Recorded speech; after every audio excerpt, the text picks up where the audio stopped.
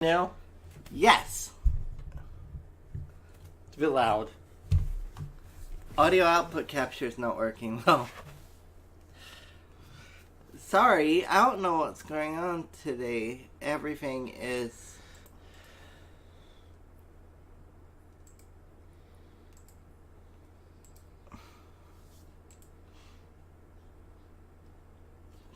Guys, sure. Now it's working, but it's the volume down, so it's way loud. Yeah, for some reason it starts on full.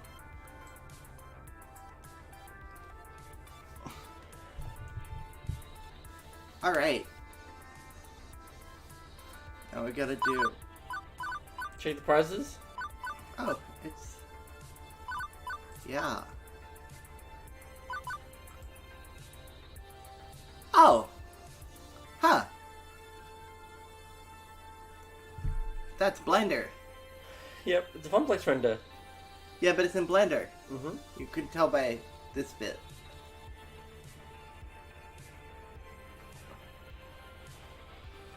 We're in red.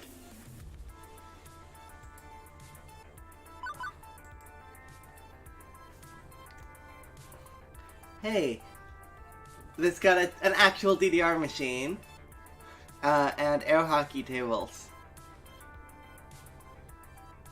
And 2 more DDR machines over there. Yeah. That's really cute. I like the doorway. Mm. And the plushies, because the counter's over there. Yeah, the whole layout's different. It's weird. Oh, I like that. This artist seems familiar. And here it is in color.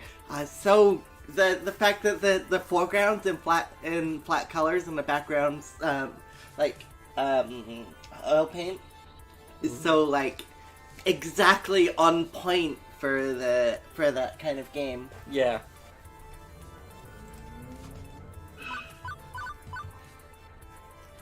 Yeah, the dip switch is at the bottom.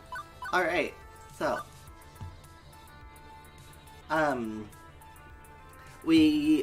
yesterday Polybius happened and it was scary and a lot. We met Hamza. Yesterday in the stream. Yesterday as in Sunday, not yesterday. We met Hamza, who gave us Waiver and Keep in exchange for us talking about our dreams. It seemed like a great deal for Hamza. But, I mean, like, making people happy, so... and now we're at not PAX. I don't remember what it's called. Max. Yeah. Only $9. Yeah. So we've got a bunch of posters, but we're waiting on our friends Teo Flyers, yeah. and Teo and Ashley. Huh? Ashley. Was it Ashley? Yeah. Yeah, it was Ashley.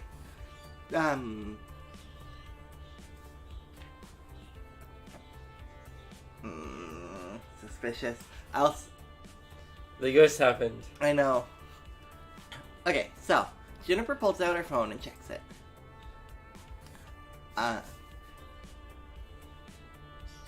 You Funplex folks flink some flyers. As for me, there's a really cool panel I want to attend. How to get your foot in the door of the arcade art industry. I forgot how to read for a minute there. Yeah. I mean, now that I'm seriously thinking about it, just, you know, it's interesting and stuff. Follow your dreams, Jennifer! Leave the job you hate! Later. Oh, it's starting in 10 minutes! I'll catch up with you at home! Good luck, Ari! Jennifer waves as she trots off. I lose sight of her instantly as she ducks into the crowd. Growing up, I always knew that arcades were amazingly popular, but the reality of it all really didn't stick until being here at Max. Thousands of people coming together for their love of games.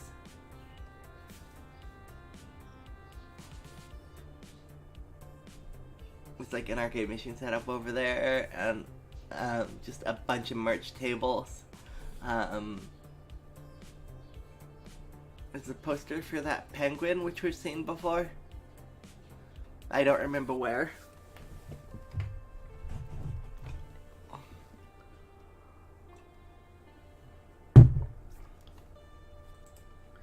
It's actually pretty darn inspiring.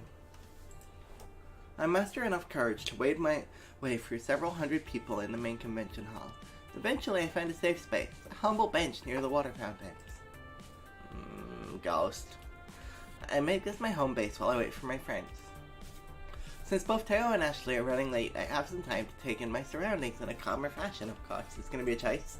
Everywhere I look, everything I see, is all steeped in arcade culture.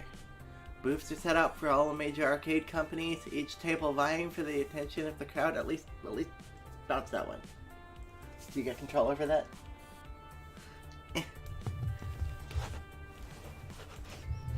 Some of space is set up with stages, flashing lights, and people throwing t-shirts into lines of people.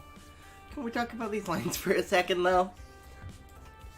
There are lines for everything. Lines to play games, lines to go see a panel, lines to eat disgusting convention food, lines for the bathroom, and even lines to get into other lines.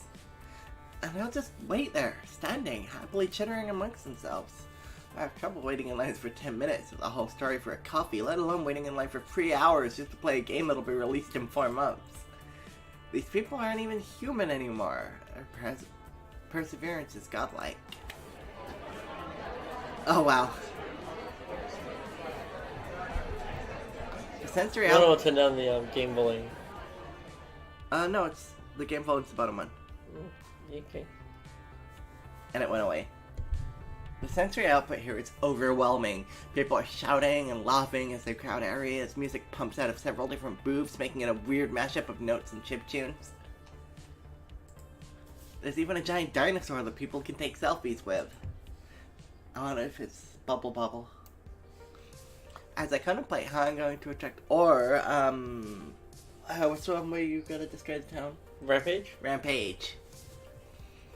As I contemplate how I'm going to attract all these people to Funplex Rising, I hear sounds of very loud and very upbeat music from behind me. I feel a bumping of bass reverberate through my shoes as I turn around. Ari! Teo sits down a colossal boombox at his feet. I recognize the music now. It's from Showtime Stage, and Teo is bumping his signature song. I motion for him to turn down the music, and he complies. The last thing I need to do is lose my voice from shouting before I even get the chance to talk to anybody. Hey.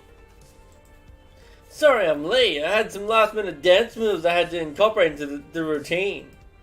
No worries, I just got here myself. Despite Max's many attempts to trample me, I have survived thus far.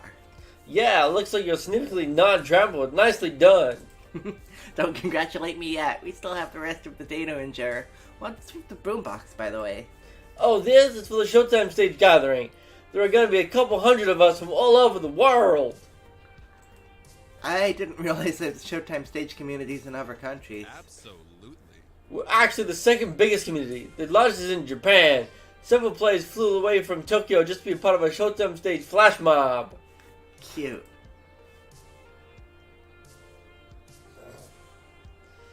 Do you want to join in? Sure. You know what? Live in the moment. Buy the ticket, take the ride. I admit I probably spent too much time watching videos of flash mobs doing random stuff for upvotes.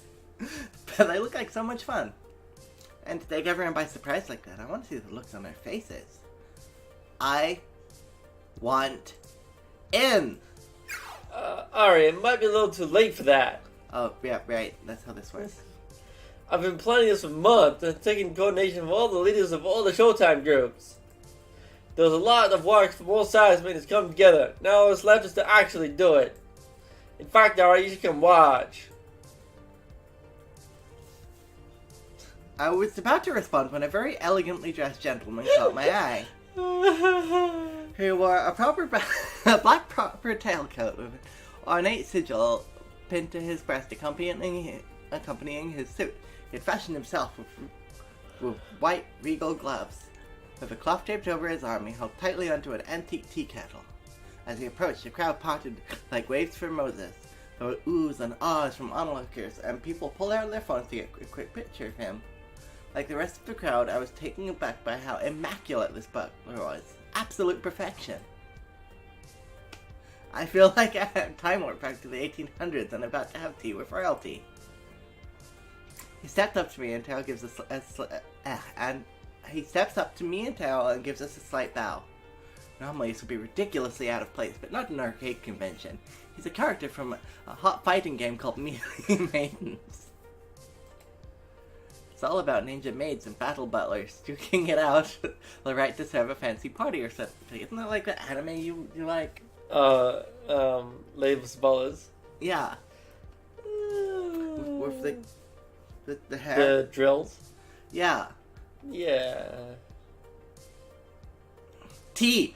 Earl Grey! Hot!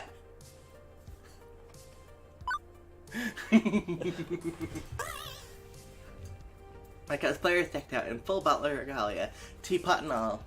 I think I'll play along in the sure. Just in time, the dilithium crystals are busted and the replicators are on the fritz. Number 1, make it so! Ari, it's me! Huh? How does Mystery Butler know my name? Do I have a stalker who's also a butler? What if? We work together! Did Francine hire someone and not tell me about it? How long have Gavin, Naomi, and... Ashley?! Took you long enough, jeez! If he's looking at your face, ha! Also, where'd the teacup go? Where did the teacup go? Teo's holding it, don't worry about it. Priceless! Have you never seen Ashley's cosplay before? Crossplay. Crossplay before? Possibly? Probably not. What's crossplay? It's when you cosplay as another gender. Oh, okay. Ashley, seriously, you're completely different. I didn't even recognize you. I'm sorry I let you think otherwise for a minute, but it was all in good fun. No worries. It's pretty impressive work. Oh, it's not impressive at all. I mean, I could have done a much better job at sewing the coattails. I need to be like 5 inches taller, and I didn't go to the gym enough before this. Aww. You can't change any of that now, and honestly, it looks fine. Regardless, the cosplay parade is starting soon, and I need to get over there. You should come with me. Hey now, Ari was gonna watch me in the Showtime stage gathering. Well, whatever Ari wants to do, it's their choice. That's fair. Either way, it'd be a good opportunity to promote Funplex Rising to one crowd or another. So, would you like to come with me to the cosplay parade? Or join me in the flash mob?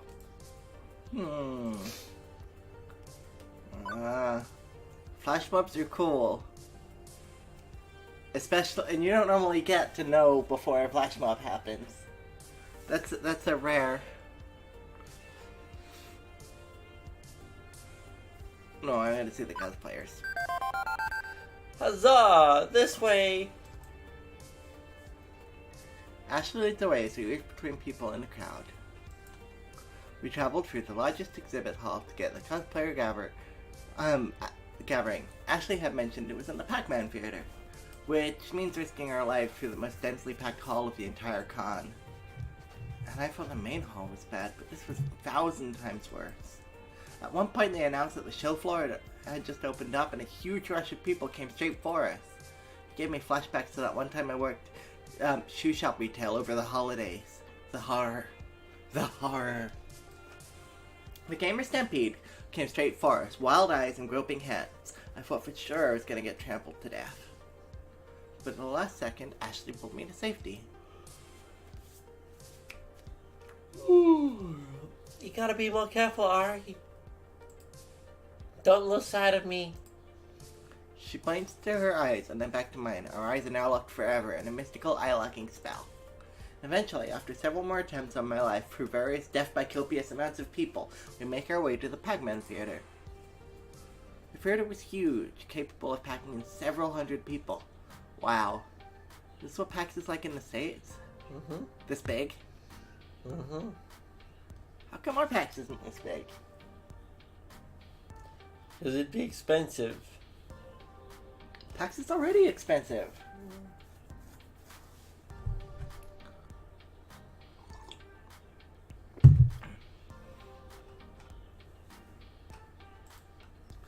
Most of the seats were already taken too, and people were milling around the auditorium aisles. My floor attendant senses detected this as a fire hazard, but a huge stage had been set up in front of us, where normally there'd be tables for speakers, like in a panel discussion forum. Since the theater is so large, they placed projector screens on either side of the stage, so whatever is happening can be seen by those sitting in the back row. It's safe to assume that this is one of the auditoriums, save for the most popular panels, and now the cosplay parade? Ashley, what exactly is a cosplay parade? I'm so glad you asked, Ari. Let's see. So where all the cosplayers get together, line up, and show off their latest creations to the masses on the theater stage up front there. Now that I think about it, kind of self-explanatory, right? Sometimes they even give prizes to the best cosplayers. This one is pretty chill. No prizes? Not even a shiny plastic cup to heft over your head? Haha, maybe one day. Today we are here to appreciate each other's talents and have fun. Before I can interject again, Ashley... She's adorable. Ashley runs over to a person dressed as a maid. It looks very uniform to Ashley's butler cosplay. Maybe they're from the same game? Oh my gosh. Oh my gosh, I absolutely adore your Mia for Mealy Maidens. It's totally cute and you're so incredible. Thank you! I made it from craft foam and... Warbler? I don't know what that is. It only took like 30 hours to do. That's so professional looking, dang. I can't get over how dapper your Angus is! The detail you put into his pocket rush is phenomenal.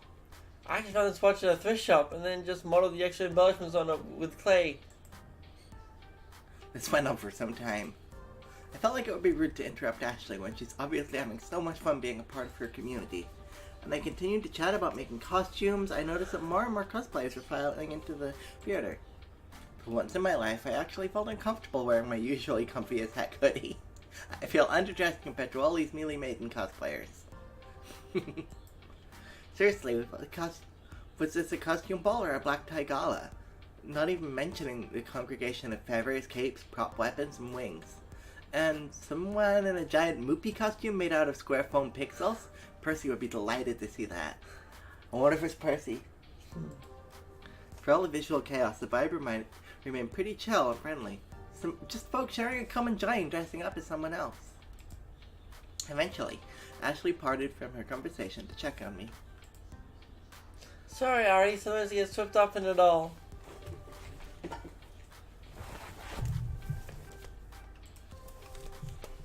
I get it. Back at the Funplex, you mentioned that you can only see some of your friends here at these cosplay events. Oh yeah, cosplay travel all over, more than other gaming communities, I bet. Do you know everyone here? Oh no, I mean, I know a good amount of people here, but everyone, nah. Sure seems like you do. I've seen at least 30 people come up and compliment your butler. Hey, nice Angus, I love the tailcoat. Thank yous. She's did that. There, see? See what I mean? You're mega popular. You think we can spin that into some kind of cosplay event at Funplex Rising? Hey, great idea, we're gonna have a real cosplay contest. I'm gonna win. What's this? Competitive, Ashley? You've been taking notes from Queen Bee, haven't you? What? Don't tell me you saw us practicing in the bathroom the other day. I didn't... But now I can't get that image out of my mind. We ladies gotta stick together. Ladies helping ladies. Our chuckles were interrupted by one of the Max attendants. If you are participating in the cosplay parade, I need you to gather in the backstage greeting room. I repeat, all cosplayers proceed to the green room. That's how they do it for magic. Green rooms are tiny. Yeah, it's like one person with wings, and no one else will fit. Like a slow herd of brightly colored sheep, Ashley and I moved into the next room to join the rest of the cosplayers. Ashley and I? We're not a cosplayer. When we get to the front of the line, the attendant stops me dead in my tracks. Here we go.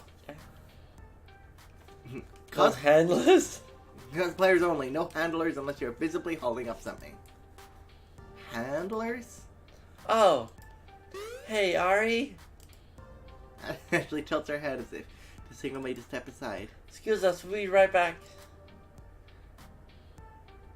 If you want to be part of the parade, you have to be back here in the next Judge 20 Render. minutes. Yeah.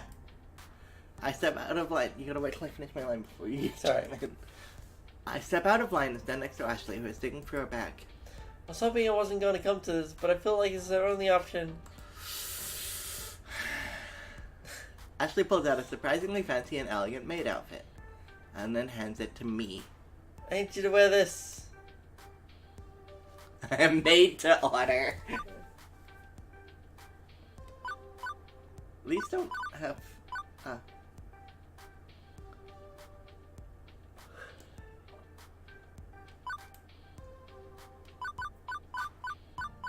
Help me.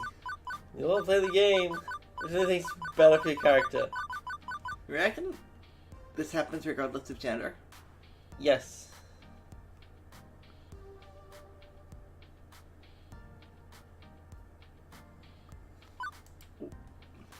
This is all too convenient that Ashley and a maid cosplay just tucked away, roughly my size, prepared for something like this.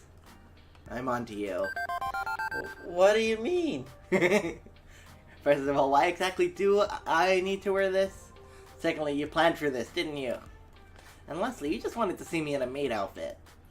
1. You need to wear this get on stage as part of the cosplay parade.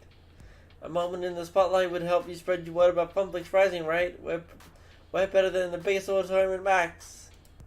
2. I didn't plan for this. Sometimes handlers aren't allowed on stage with the cosplayers. I need to get you Ashley pointed to me and then to the theater stage. on there. 3. Yes, duh. No. But I'm not gonna force you to do something you don't want to do. If you don't want to take the spotlight with me, don't worry. I'll still help promote the event. Aww. It's all up to you, okay? And no hard feelings either way.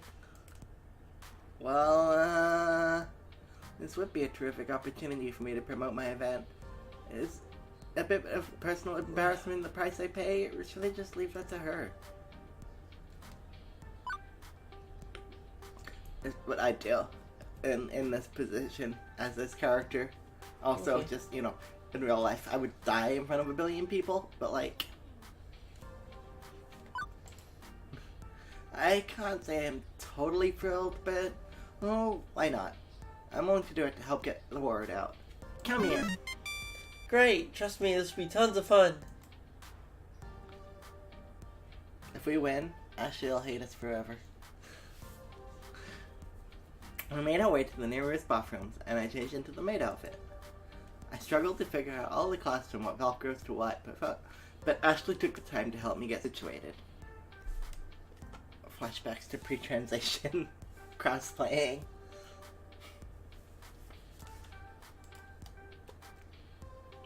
What's... Yeah, I know. It's just flipped. It's just flipped. So he's in the Funflix break room, Lexi.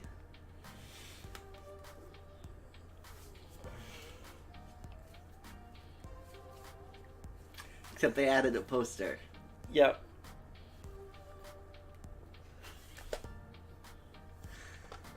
Once we were done, we headed backstage, which I'd say resembled the Funplex break room, but hey, same purpose, same function. Here are the cosplayers lie in wait for the big show to start, including one particular butler and a newly minted maid. I want to see. Squee! You look so cute! I want to see. Wish I looked half as cute as you in doing this. But seriously, you're going to have to do this with me more often. You make perfect Alice. Alice? Right, I want you know nothing about mini maidens. Alice is the head maid of the Neko Manor.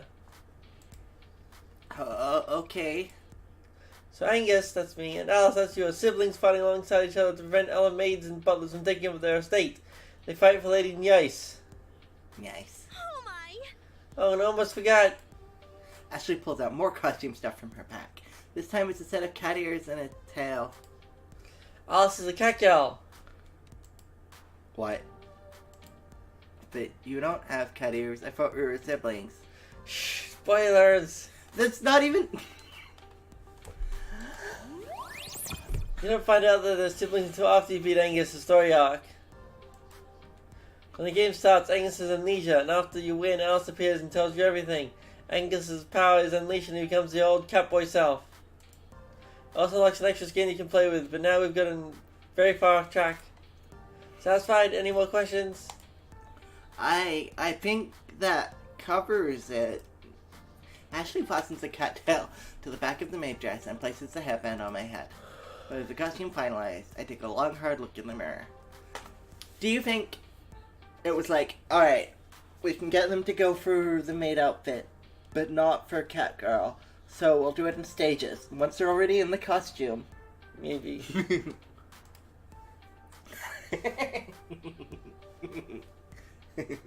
And, okay, it's not half bad. It's definitely not me, but I can live with it. Like, it's an adorable outfit. Ari is completely out of their element. No, like, completely out of their element. Oh good, Katie and Steph are here. Who? A couple of my good cosplay friends, and they're way more talented than me even. And they just happen to be in the BMCs for the cosplay parade. Ashley waves them over and they smile, waving back. I talked to them earlier and the parade, they'll let us come on stage and talk about the Funplex Rising. Whoa, really? Really? Thank you so much, Ashley. This will help a ton. Yeah, it helps to know people sometimes. We found a few other cosplayers who dressed up as other Millie Maiden characters and we all formed into a group. But no duplicates? Even though we were together, Ashley and I kept to ourselves save for pleasantries. As we chatted away, the Max attendant came back to give us a final warning before we went on stage. Everyone, listen up. We've got 10 minutes before the parade. Make sure you're all ready to go. I think I'm experiencing performance anxiety. My heart rate's increased and I feel flushed. The pressure to look perfect is too much. Ashley, do I look okay? Are my ears on straight? What about the tail? You look fine, trust me. Amazing! You're the best Catgirl maid I've ever seen. I bet you say that to all your cosplay friends. I don't. Honest. Well, I think that your, what did you call it? Crossplay? It's fantastic. Do you think she cut off some of her hair to make that mustache? Yes. That's fucking rad. Why did you choose to crossplay Angus anyway? I would have expected you to be one of the other fancy mates. I crossplay because that's what makes me feel most comfortable. Do I sense an egg? At first, I dressed as various boys because I adored those characters so much, you know? But the more I did it, the more I had fun with it. The more I began to feel like me. And then I wanted to do it more and more. I'm still trying to figure out exactly what that means in relation to who I am, and that's the confusing part. But I guess that's all part of the journey about finding out more about myself. I know it's hard to understand, but just know that I'm working on being happy with myself. Give them a big hug. And one day, I'll be able to put words into what I'm feeling. But until then, I'll enjoy the ride.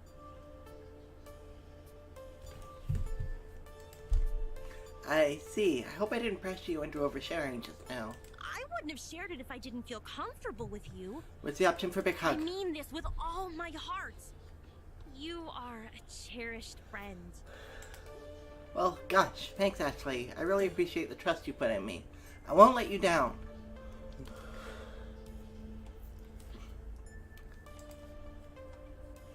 Cosplayers, the time is nigh! Once again, the attendant starts barking orders at us. We all shuffle into another line, like how we were told to do earlier, and slowly we all begin filling out of the room. The closer we got to the stage doors, the more I feel the nerves creep in. We're next. Mealy Maiden's group, go! Now! Ashley looks over at me, just beaming. This is her life, her everything. Take a deep breath, Ari. And don't exhale. Just don't exhale, it's fine. I love the way I was talking about cross-playing pre-transition, and now we're here at this spot.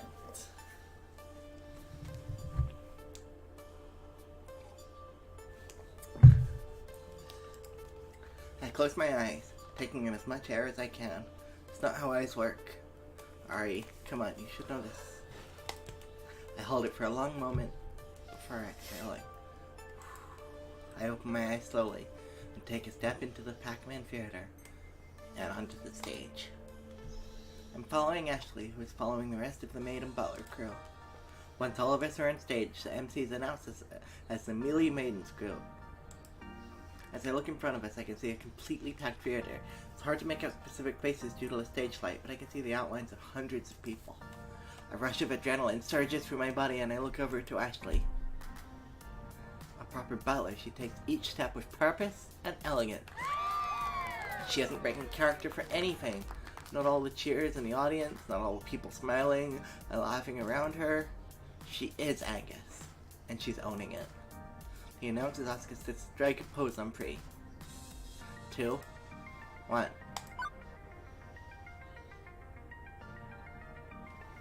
Probably the flight cutscene. Or I think it's meant to be a fighting pose. Probably meant to be a fighting pose. But we're going with koi flirting, because we're getting into the moment, and nothing can stop us now. It sounds like such a failure noise. I lean over, hand on my hip, while giving a quiet expression and a wink to the audience. We finish holding our poses long enough for everyone in the audience to get a good amount of pictures of us. And once a sufficient amount of snaps have been snapped, an MC instructs us to stay on the stage, passing Ashley a microphone for the big Funplex Rising announcement. Thank you. Thank you, everyone. It means so much for us to join my sister Alice and I here in Necker Manor. As you know, we are organizing Zobin Galas at Lady Nyice's estate. However, Alice and I are planning a very extravagant event in a very extravagant location. Go on, Alice, tell them everything. Ashley hands the mic to me. Watching her never break character has inspired me to play along too. That's right, Angus. Next week we'll be hosting a costume contest at Francine's Arcade Funplex at the Twin Pines Mall. Twin Pines Mall! That's from Back to the Future. Is it? Yeah. Yeah. It's all part of Funplex Rising, along with a Fist of Discomfort tournament, a world record attempt on Moopy's Magical Maze, and the reveal of a rare and mysterious game. Oh my, first time the public has ever seen it? You know it, brother. This isn't the event to miss. It'll be the most noteworthy event of this season. And remember, this is a private affair, so please only tell your closest friends. Ashley winks to the audience before bowing.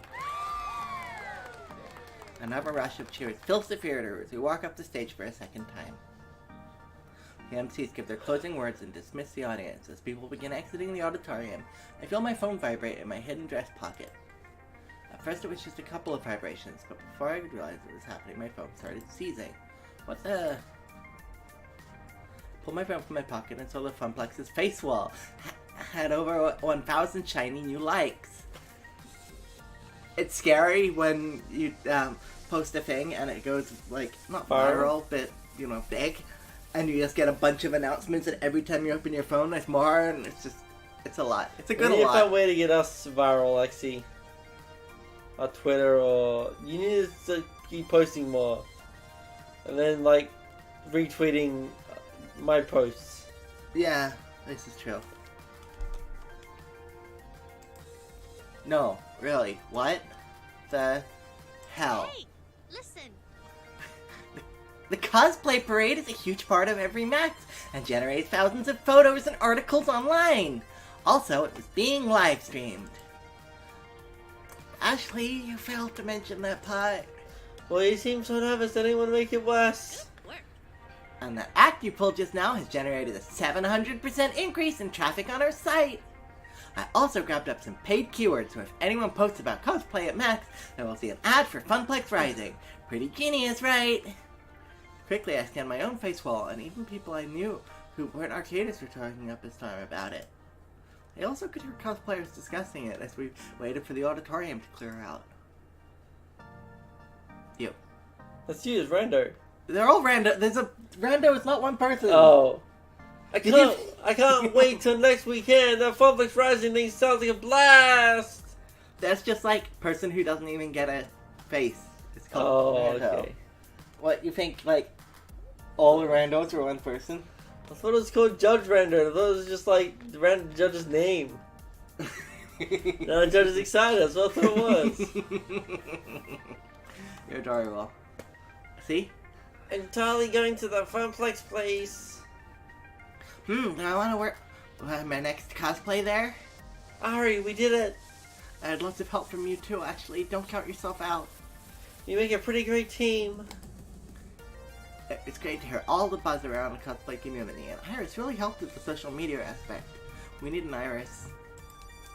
I can't believe it was that easy. I mean, tiring, but easy. I mean, sure, but you didn't make make 2 complete cosplays. Talk with your friends that you've been maintaining for years for your cosplay, which was your main hobby for years. You barely did. Yeah, it's good work, Ari. That was great fun and all, but I'm completely exhausted.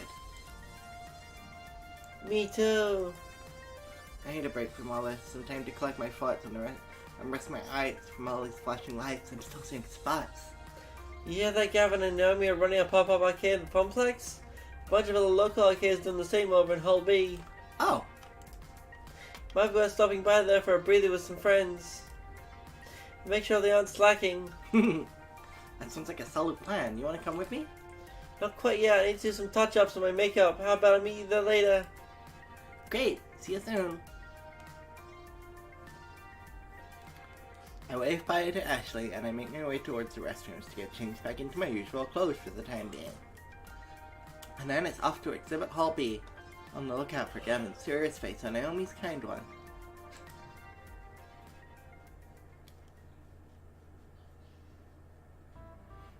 Let's see, Exhibit Hall B very much resembles Exhibit Hall A, where I started my day.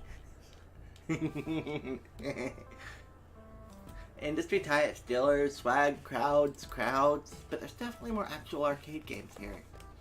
As local places have set up pop-up arcades all over the place. It's hard to notice the smaller displays with the giant Garage Deco's Palace display eating up the center. Oh. This is where everyone else is. Hold on. I accidentally clicked. Eating up the center, but I managed to crawl my way around the edges to find... Wow, now pretty much everyone else in the crew, save for Francine. Teo and Ashley are still off hanging out with their respective communities. I've got some time. Maybe I can bend someone's ear. Meanwhile, let's see what everybody's doing right now. Well, let's see what's everyone doing right now. I know how words work. Gavin's reading the news, bored out of his mind. Naomi's fixing up a busted Galaga. Galaga? I don't really say this out loud. I played a lot of it. Gallagher, I think. It is Gallagher, yeah. She could use a break. Or Galaga, I think, is actually... I've heard both, I think. Percy's idly playing around with Nibbler. Queen Bee looks oddly agitated. Like, worried agitated. I want to do all of them. Can we do all of them? I think you'd do one. Do you want points with Lexi? No, we're not doing that, remember? Besides, I'm pretty sure Naomi's like, me already.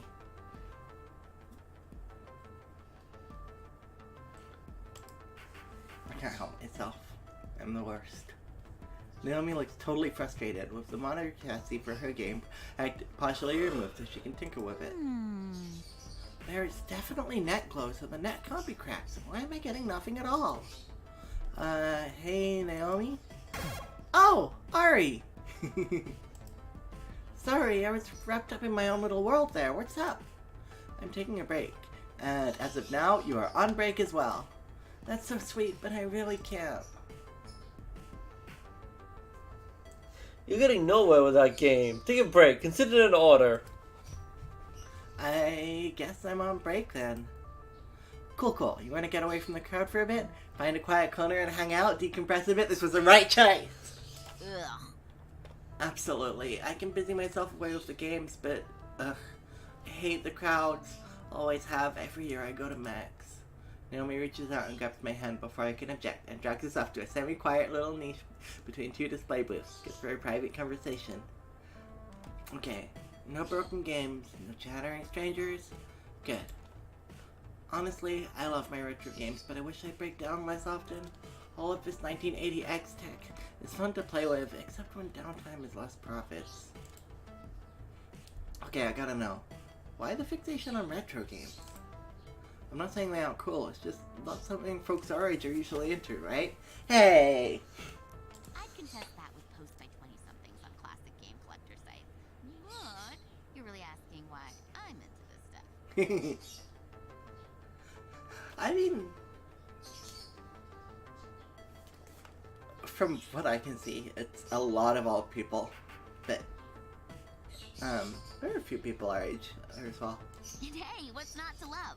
The cool glow of a cathode ray tube, blooming color through the scan lines, the simple and clean pixel art style. One stick, a few buttons, easy to learn, hard to master. You can keep your crazy networked real-time strategy beat-em-up esports fighters thingies. Give me a maze, or a spaceship, or a bunch of dots any day. Ow! Oh, sorry. I forgot. I can't do that with headphones on.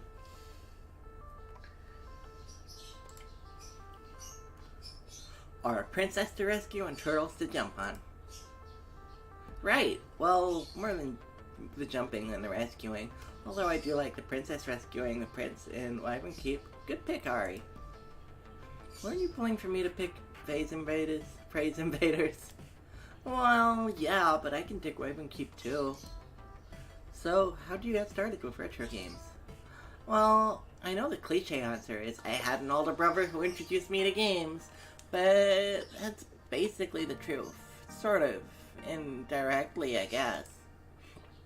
For a whole summer, my jerk of a brother was in charge of babysitting me, and being a teenager, he didn't want to bother. He wanted to go to the arcade and hang out with his friends. So he dragged little old me with him to the arcade, gave me a fistful of tokens, and told me to go keep myself busy. At first I played what all the kids played, ticket games, prize games, but I got bored with it fast, realizing I wasn't winning much of anything. Honestly, kids are smart, right? They gotta realize they're being scammed.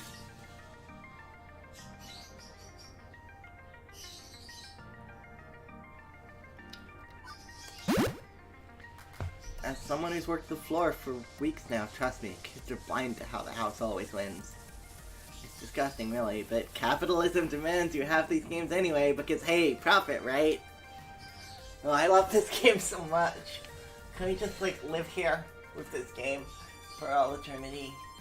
It's gonna finish eventually. No! I mean, there's probably enough routes you could keep it going for months. Huh? Maybe even a year. There's so many routes. You can just keep it going and going. Oh, we should probably just open an arcade. Huh? We should probably just open an arcade. I mean, I've already got the ranting about capitalism down. Yeah! Ugh, I know. It's lousy, but that's the way it has to be. I just hope we don't end up as bad as Deco's Palace. Plus, well, there's one other problem with the ticket game area. Too many kids. Just way too many kids I didn't know. From schools I didn't go to. I was too timid to ask someone to leave a game I wanted to play or even to hover around them, worried they might talk to me. I'm really not good with strangers. Huge crowds of them. Once I get to know someone, well, they're not a stranger, that's different. Like you. I got to know you quickly enough. Considering she gave me her lunch on day one. Quickly indeed. But there was one area of the arcade which had next to nobody playing games, where I didn't need to put a quarter up and wait in line, where everything was fun. Retro games. Exactly. Is there an arcade called Quarter Up yet? Oh, probably. Cause I like it, cause it's like Order Up. You could have like a combined restaurant and arcade on Quarter Up. It's like Order Up, but then it's Quarter Up as in put your quarter up, and then Quarter Up as in your quarter up. And... Only a few older guys back there. I could play anything I wanted. Every game with a single token. It was all amazingly cool and flashy and colorful and... Oh, it was paradise. Those games were my new best friends. Now I look forward to my jerk of a brother. Now I look forward to my jerk of a brother abandoning me in the arcades to go play fighting games. Eventually, summer vacation ended and I was back to school. But I kept visiting arcades, especially ones with good retro collections. So, that's how I got into classic arcade games.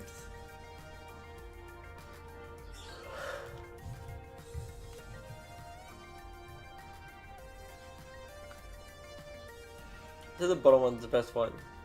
Yeah, I want to get to know their favorites.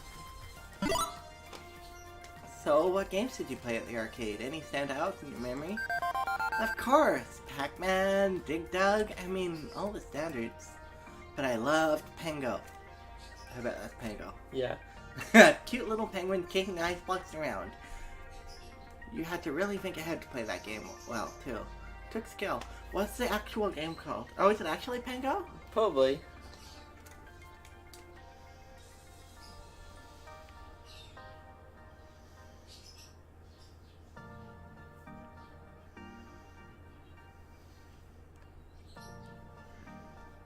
It is Pengo. Which I've played, but like, not a lot. That is not that penguin, by the way. Huh? That is not that penguin. You sure? It's fine.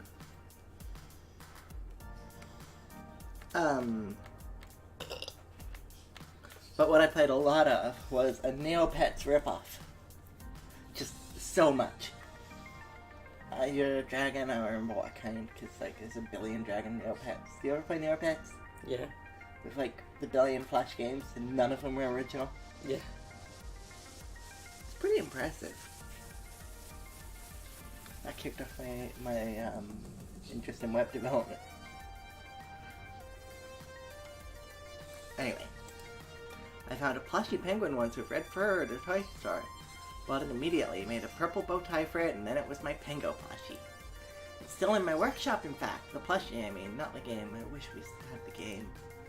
I know it's a little weird for me not to be interested in the newer games, and it's not like the new games are universally awful, but I like what I like. I love what I love. I do what I love for a living. How cool is that? As long as the Funplex stays open and keeps its retro spirit bright, I'll be happy. Well, event manager Ari will see to it that we keep our doors open. That's why I'm here at Max, to make the event a big deal, the big deal it deserves to be. Thanks so much for that. I'm not good at the meet and greet stuff. I think we should both get back to what we do best, for the glory of the Funplex. For the glory of the Funplex! Oh, that wasn't quite the date I was hoping for. But it was good to learn more. The two of us make our way back to the mini Funplex. Her to resume tinkering, me to catch up with Teo and Ashley again.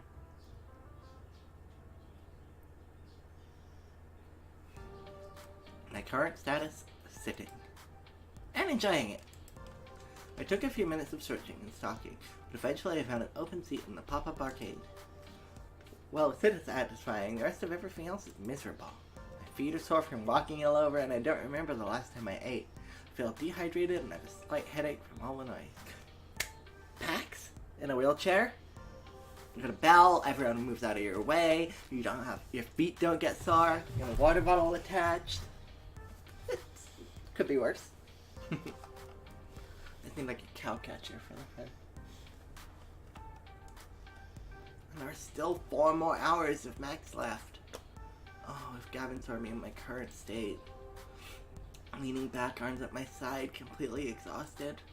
I can picture it clearly. He'd be looming over me with his dark, unfettered eyes. He would lean in close and frown, grumbling. He'd say, "Ari, may I remind you, these seats are for patrons only." I audibly sighed just thinking about it. As luck would have it, though, Gavin and Naomi are huddled over the Galaga cabinet. Galaga cabinet, trying to figure out why the monitor's not working. Freedom. My buns are experiencing the best freedom has to offer. While my body feels like it could collapse at any moment, I feel good about it. Right? Getting the word out about Funplex Rising was great. Seeing people's face light up with excitement is why I'm really here. Plus, spending time with Ashley was an added bonus. That was really fun. I'm excited about Ashley's story. I'm excited about everything. This game is rad! She certainly got passion to spare. I smiled to myself. The pain in my heels and the grumbling in my tummy, worth it. While enjoying my respite, Eyes closed for a moment, and of course, the second I do that, I hear footfalls closing in. There you are, Harry. We've been looking all over for you. But we were specifically gonna meet back up here at the Funplex Pop-Up Arcade. Yeah, but we didn't expect you to be tucked in the darkest corner of the arcade. I'm hiding from Gavin. He'll put me to work if he sees me. Hiding behind the pinball machines is probably not the smartest choice then. You know how much he loves pinball? Every spare moment he thinks no one is watching him, he's been getting the high score. I have so many candid pictures on my phone of him playing pinball. You have to show me, like, right now! Ah, yes, his concentration face is so cute. Please let us see. Please let us see. Before I can even react, Ashley has her phone out and she's calling for pictures of Gavin. I want to... Both look up at me guiltily. Don't we have more important matters? Max is over in a few hours and we have a lot of work left to do. You're right, Ari. Please don't tell Gavin. Your secret is safe with me. Right, so, business time. I think I got something. Go on. I have a friend, and she's an indie arcade developer. The new task to work on is amazing. It's got co-op, it's got competition, it's got magical schoolgirls. Now you're talking. It's got it all. Wait, I'm pretty sure I've heard of this game. It's called Magical Moon Cuties. Magical Moon Cuties? Yeah, that's the one. She was thinking about premiering at the Funplex Rising. Wow. Oh my gosh! Oh my gosh, it'd be cooler than cool. It sounds interesting enough. Might make for another fun game for people to play. Alright, this is a big deal. Definitely. My friend is somewhat renowned in the indie scene, and the game's been in development for years. I'm sure it would create some buzz, at least. Are you kidding, Teo? We'd be the talk of the arcade world. Teo, we'd be the talk of the arcade world. I do like being talk of the world. I do like being the talk of the world-sized things. Let's go check it out. I stand up, invigorated by the news. As I start walking back towards the hall with Teo, I hear a call from behind me. Wait!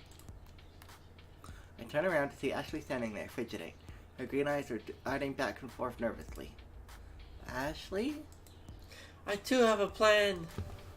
She motions for us to come back towards her, which we do. Huh? What's your idea, Ashley? She puts an arm around Teo and the other one around me, huddling the three of us together. So what I'm proposing might not be the most legal course of action. I'm listening.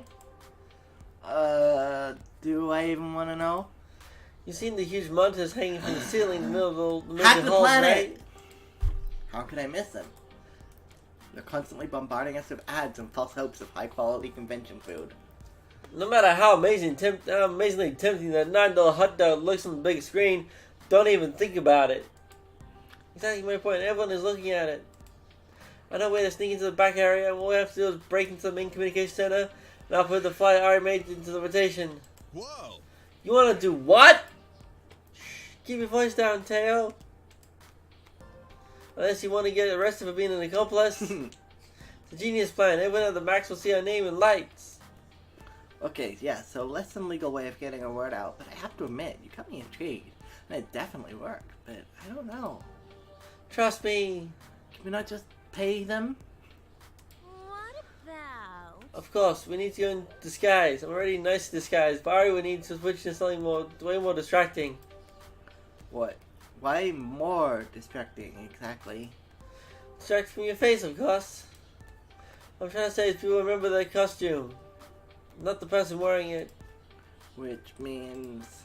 Made Ari right again! Who's been on stage? Who's being live streamed? Yeah. It's a bad idea. I knew it. Come on, you're so good on stage. Think of this as your encore. How about it? What? Let's not forget about Magical Moon Codies. It's a valid alternative. Both options are valid, honestly. Splashy advertising would certainly drive foot traffic. Even getting up there would be dodgy. Importantly, Iris could help us do it safely without anyone noticing. Safer than Ashley going off on our own to try this inadvisable stunt. But a highly anticipated indie title might do the trick and result in far less jail time. Which one do you want? Oh, It says heist. So I was with Tail until it said heist. I want to support an indie developer, but I need to do a heist. am obligated to do a heist. Is this your, like, modus operandi? Lexi? Look, if I ever go to jail, it's because someone said, hey, let's rob a bank. And I'll be like, no. And it's like, but I've got a plan. I can lay it out. And you can imagine us doing it while it's being explained. It's my kryptonite. Is it modus operandi, Lexi? Heist? Heist. It is. I love heists. Arcade heist? This is like... The only thing that would be better is if we were stealing a bunch of arcade cabinets that were going to be destroyed. That would be like my ideal situation in the world. Wearing in disguise doesn't involve talking to strangers and sounds like way more fun than batting my way through more sweaty, pulsating crowds. I wore that cosplay before, I can do it again. Beats being recognized in my regular clothes. Oh, fuck, I should have saved. Probably. Besides, I don't know if going with Tao is something I could emotionally or mentally do at this point. My social meter is at its limit after this morning. Ashley, I'll go with you on your heist. Fetch my maid outfit, good sir. Ashley hands out the now familiar maid outfit, ready to go.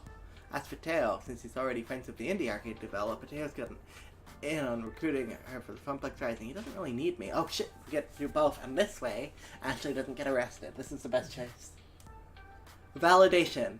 Not just going after a heist because I need the heist. I need... Tao, I have complete confidence in you. Lay it real thick, you know? Play coy. Say all the right words. Wink a whole bunch. I demonstrate a big wit, using my entire face to show him how it's done. Oh my, is that how you entice people you're interested in? Mm-hmm. Let's leave the fling to me, shall we, Ari? It's okay. It works on girls. Different, you know, different roles. You're just jealous you don't have these mad skills. I mean, skills. With a Z, like the cool kids say. Uh-huh, sure. Don't get in too much trouble without me. I don't want to see you in an episode of Cops tonight. Yeah. I promise nothing, Teo. Good luck. I don't need luck, and don't forget to snatch a photo of Ari in a May costume for me. I mean, it's on the internet. You know it. I'm standing right here. I can hear your every word. Peace. And if we went down to 2, look over at Ashley, her expression brimming with excitement. Maybe even too much excitement. Yeah, I think Ashley might be as excited about heists as me, not Ari, but me, as me, that's not a sentence. It's fine, everything's fine. Had I made the right choice? I quickly scanned my memories from the various cop and lawyer dramas I'd seen. What was the punishment for breaking and entering, trespassing, and tampering with equipment? It couldn't be more than, what, 10 years? Possibly death? It's too late to back down now. I dug my own grave, perhaps literally, with Ashley. Well, I'm as ready as I'll ever be. That's the spirit. Oh fuck, what? So what exactly is our plan? I'm so happy you asked. You see that door next to the restrooms across the expo hall? The one has a sign on it that specifically states, authorized personnel only? That's the one. Ari is worried now. Trust me. My trust wavered as she began rifling through her bag and removed a rolled up poster board. As Ashley unraveled it, I noticed it looked oddly like blueprints. I'm down, but terrified. No, it was blueprints. Blueprints of the entire convention center. How? What? Why? Listen, all we have to do is go through those doors, snake our way along the corridors, and we're there.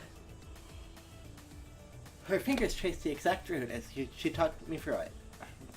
Communication center should be at the end of that passageway. Easy, right? Yeah, easy. Easier than breaking the right stick on the Killer Instinct cabinet at the Funplex.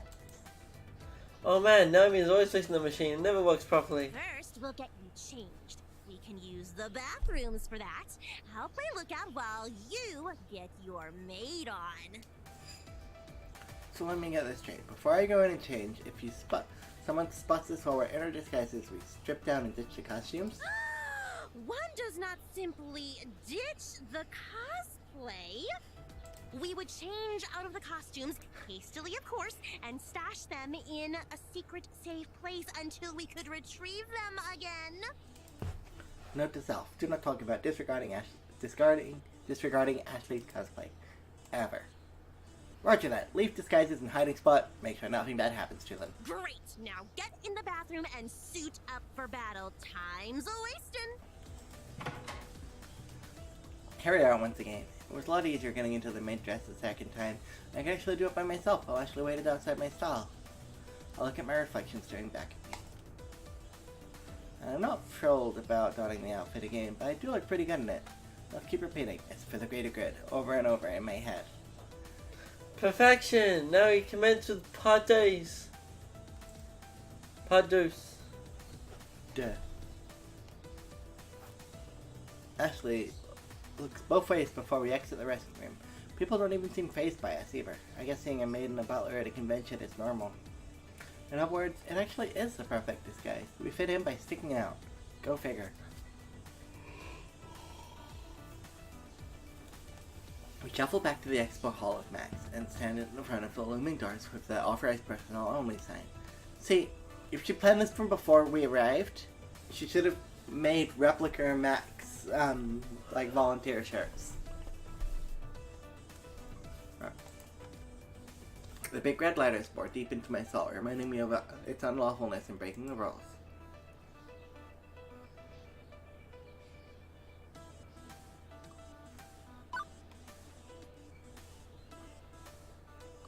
I mean, like...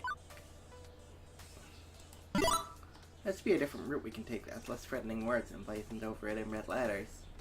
Ashley skims the blueprints once again. We could have to go around the other side of the convention center and it'd be a longer trek to the communications room. But it might be an unlocked door to ease your conscience. Forget it. That would take too long. I'll just follow my pride and head in, pride here and now. Good. Ashley grabs my hand and pushes onward through the door like she owns the place. I close my eyes tightly as I realize she's dragging me onto the other side. Confidence is key, Ari. As the door closes behind me, I carefully open my eyes. Wow! We're alone. No big bad boss monster looms back here. No flashing lights or laser beam mazes we have to crawl through. You move over slightly. It's really warm. It's just some industrial style back hallway, simple brick walls, venting pipes overhead, and endless concrete floor. Why does this look familiar? Don't know. I'm honestly a little disappointed with how mundane it all is. Is this really it? These are just the access halls and rooms for employees to use. They don't have to travel across the com floor. Nothing fancy. What exactly were you expecting? A horde of security guards, all with riot gear. Maybe some intricate obstacle cars. And an eye scanner to confirm identification. Now who has the overactive imagination? Try to burst your bubble, but nothing like that back here. Just you, me, and Iris. Beep beep. Beep beep. Hello, Ashley. Hello, Ari. Are you ready for Operation Hot Dog Takedown? Yes, sir, Ashley, sir. Whoa, whoa, whoa. Is this operation... What is this Operation Warm Weenies thing? And Iris, why are you and Ashley in cahoots without My me? sources say yes. Ashley sent me all the information earlier. A copy of the flyer and her plans to removing all the other ads on the Jumbotrons. I am still unclear on the hot dogs and why humans crave them, however. I mean, why would you want compressed pig pies when pizza's on it? Not now, Iris. See my computer skills and Iris. We've got everything we need to hack into the mainframe. She's going to be a great help. Wait, Max has a mainframe? And is the mainframe this giant room-sized wall of hardware with spinning tape drives and stuff? Nah, nothing like that. You'll see soon though. Just like an alt monitor. Going to the max floor layouts and convention center blueprints should be this way. Ashley and I tiptoe our way closer to the communications room, taking out our time to listen for footsteps and other noises. And nothing eventful happens. That is, until we round the first bend.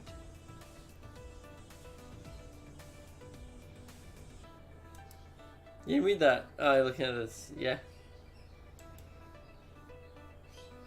We know an event organizer who wears a kilt.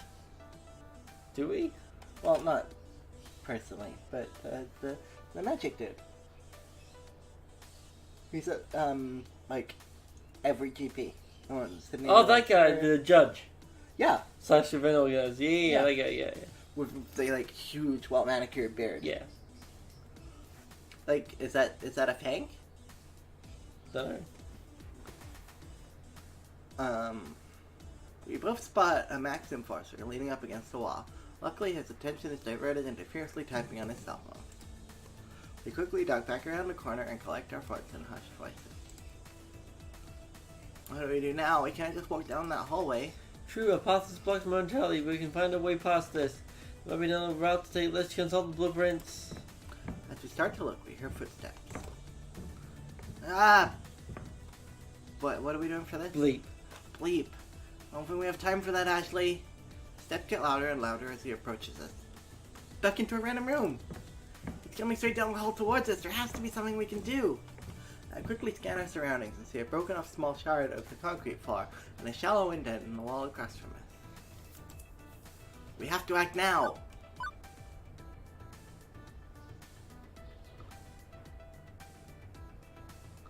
Pouring the shard as a distraction sounds like it would only work in a video game. Oh wait.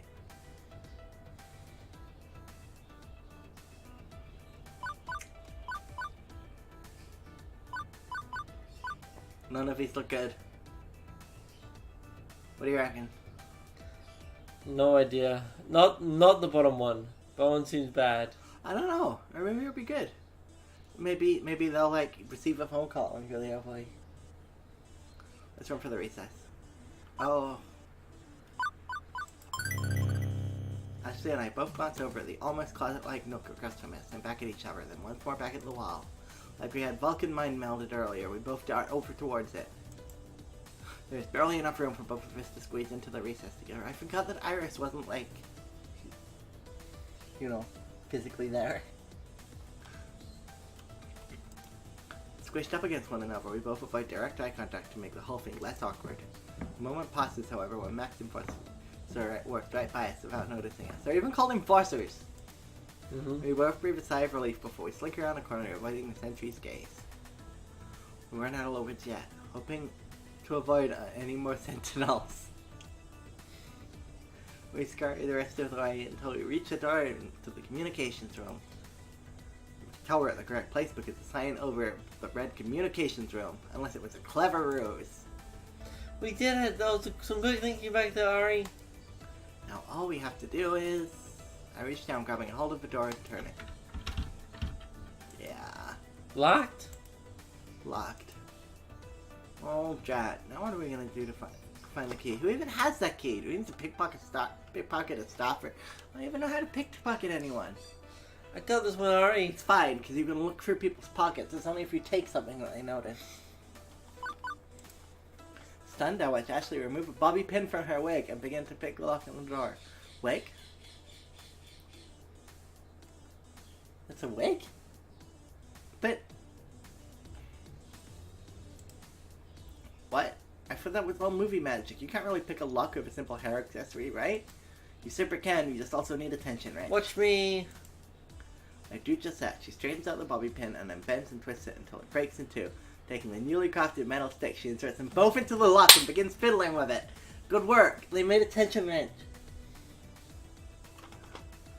Also, I feel like we should ask for Ashley's pronouns. In a mere matter of minutes, I hear a click. And that's how you pick a lock. Next time I lock myself out of my apartment, I'm calling you instead of the locksmith. Of course, I'll drop what I'm doing and come right over. I can't have my very good friend cold and alone outside their apartment.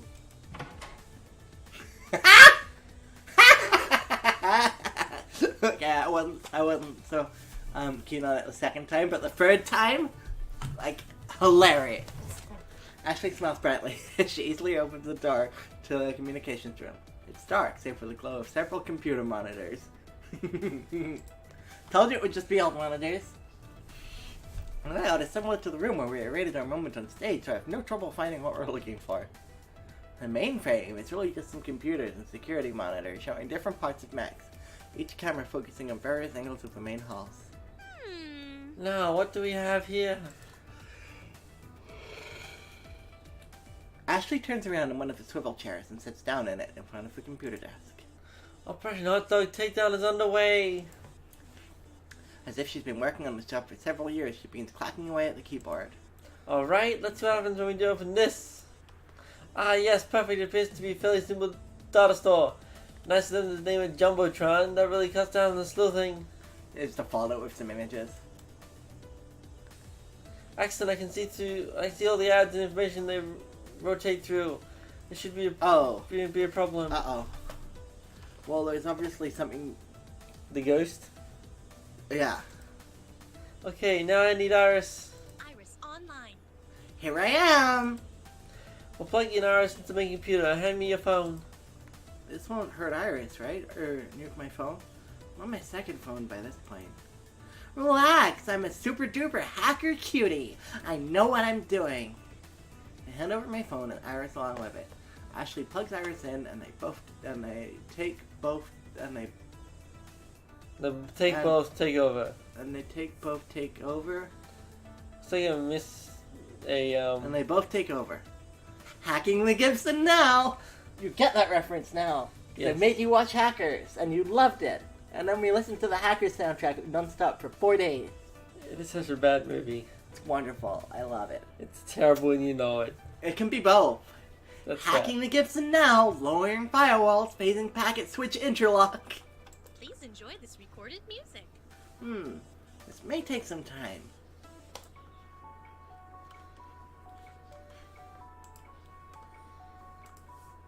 So, do we just sit around or... Thank you. Thank you. Thank you for your patience. The entry tubes are now unclogged. We're in. Great, now we just switch out all the hot dog ads for the flyer Funplex Rising. We can be on our merry way. Understood. That doesn't sound so bad. This is actually, dare I say it, somewhat fun? Huh. That's odd. Fun just stopped. I don't like odd. What's odd? What? It appears as though an unidentified hacker has been here before us. I could follow the trail if you would like. I'm sure it's just one of the employees who, lost their password and had to poke their way in. I'm not worried, plus we gotta get moving. Sure thing. The hot dog ads are removed from the Jumbotron rotation and replaced with ads for Funplex Rising. What about... Iris, whilst you're in there, can you make all the ads for take out the ads Deacon's Palace too, just for good measure? Sure thing. Ashley revolves in their chair and turns back to face me. See, that was... Ashley is interrupted by a sudden burst of awful noise. Quickly, she turns around in the swivel chair to see big red letters flash across the screen. Intruder detected. What does that mean, Ashley? Why would there be an intruder? I'm pretty sure that we are the intruder. That's bad, right? That's not good. This is worse than good. It means the convention center's security system knows we're here, and it knows we're altering their program. It's trying to fraud us. So yeah, not good. An accurate portrayal of a situation. If only I was better at this, we wouldn't have been such a mess. As Irish and Ashley explained what was happening, I saw a timer pop up under the screen that kept flashing. Intruder detected. It was counting down from 5 minutes. Ashley, Iris. I pointed to the new problem. What the bleep? Once the flyer was uploaded, it triggered a security warning. I think the hacker who came through here before sort of half-tripped it, so I didn't notice in time. Oops. Poops. Why does this probably even trigger a security warning? It's still for ads. What are you doing is uploading a new ad. Relax, everything is fine. We just need to input the administrator password to shut off the timer. I actually don't know the administrator password. I sort of slipped around it to upload the ad, but we can't turn it off without actual credentials. So, now it's a race against time.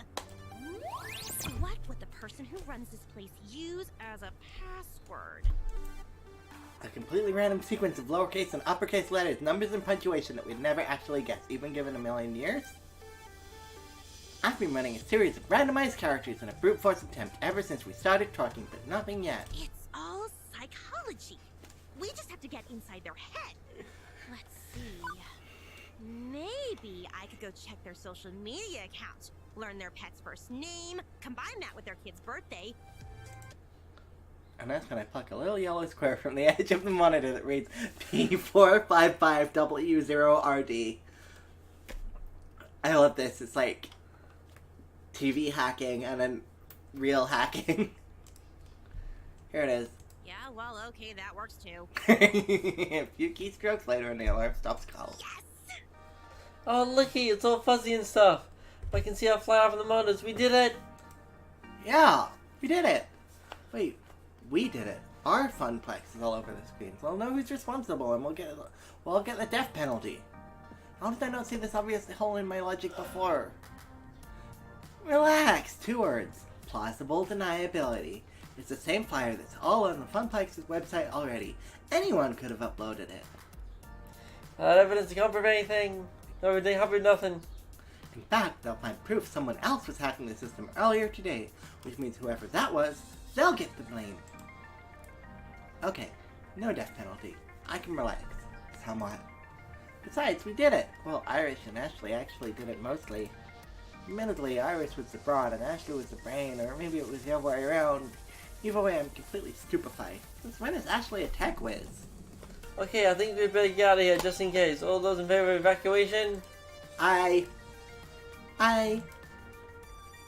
We quickly abandoned ship, getting back through the nights of tunnels to one of the main halls of Max, vanishing into the crowd.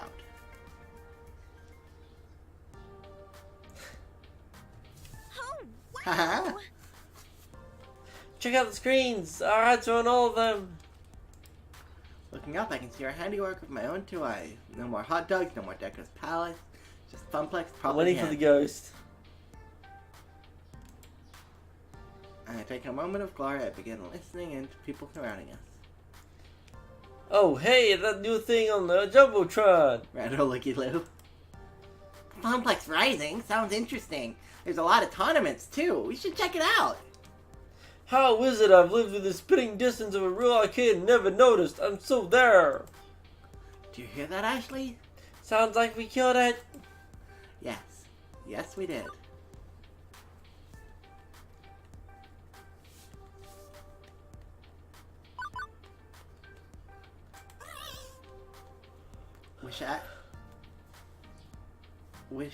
With what? With Ashley's unique skill set, I feel like she might be more suited to work for a group of hackers rather than working at the Funplex. Surprised you didn't offer your services to the hacktivists or corporate raiders out there. How do you know I haven't? True. I guess you can't really tell me or you'd have to kill me, right? Correct. Oh, I'll just keep quiet then. I went through a phase in high school where I was really obsessed with cutting-edge electronics technology. My group of friends and I got together during lunches and we'd just sit around homeroom and talk tech. In fact, that's what we called it, Tech Talk. We were all silly children at that point, watching too many hacker movies, one thing led to another, and we started wanting to know more. I think I was the only one who took it seriously though. I even dressed up in cyberpunk's fashion. I was completely obsessed, became my passion for a good while. I want to see that. Eventually, however, everyone grew out of it. Except me. And then they all started mocking me for it, making fun of my punk outfits or the fact that I spent all my time researching things like Arduinos and Raspberry Pi kits. The plot thickens! That was awful. Some of my good friends whom I trusted completely turned on me. Aww. Look at her face. Aww. I began questioning myself and who I was and who I really wanted to be. Did I want to be this badass cyberpunk technophile, or did I want to follow my friends in the next big infatuation? I got to this day, but I gave up my dreams and followed my friends instead. At that time, they were what I had to believe in. Only now am I getting back into tech due to the always changing culture of cosplay. People use LEDs and robotics make their weapons more badass, or have animated wings. I always figured cosplay was, you know, sewing and arts and crafts. It is, but it's cross-disciplinary. You haven't seen some of the more intensely complicated costumes I've made. Which reminds me of a certain something going on about how arcade games involve electrical engineering, programming, graphic design, and even carpentry. Why don't you talk shop more with Naomi then? Huh? She's a techie. You're a techie. Seems like there should be plenty of overlap, but I've never seen you two talking electronics. I figured there wasn't really an overlap. The kind of tech that enhances cosplay was invented after 1990X. Not her thing. I would like more friends to bounce some tech ideas off of.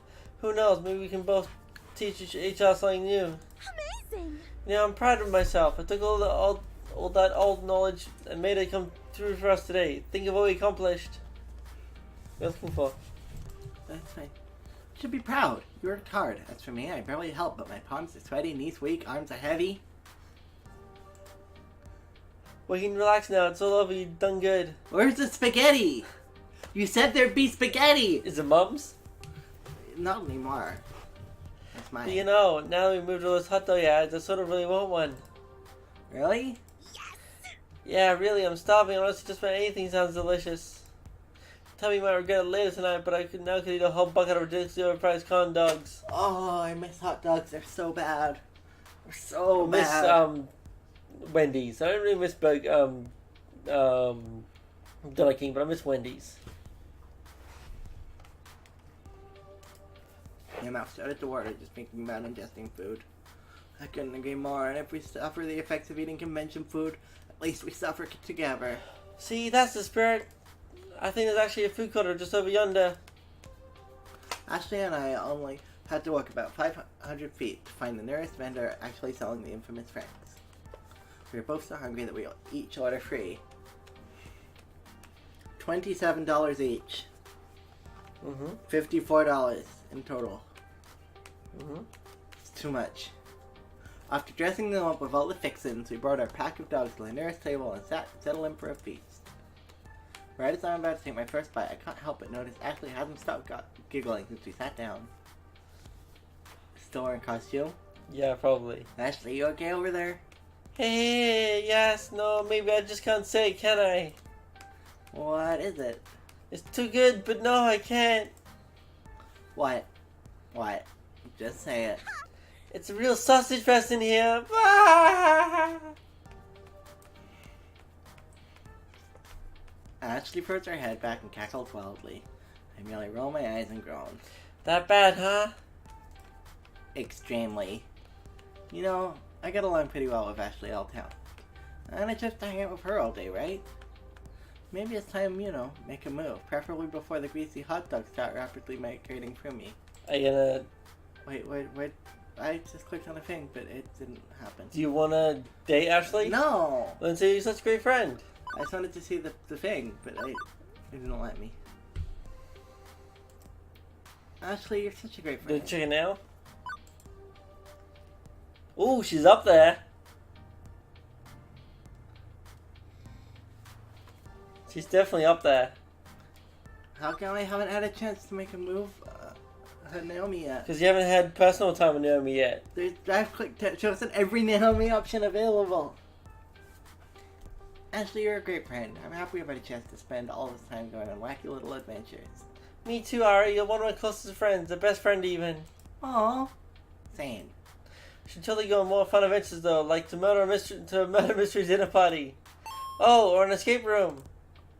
I'd like that. We spend the rest of the meal both laughing together at each other's jokes and enjoying the other one's company.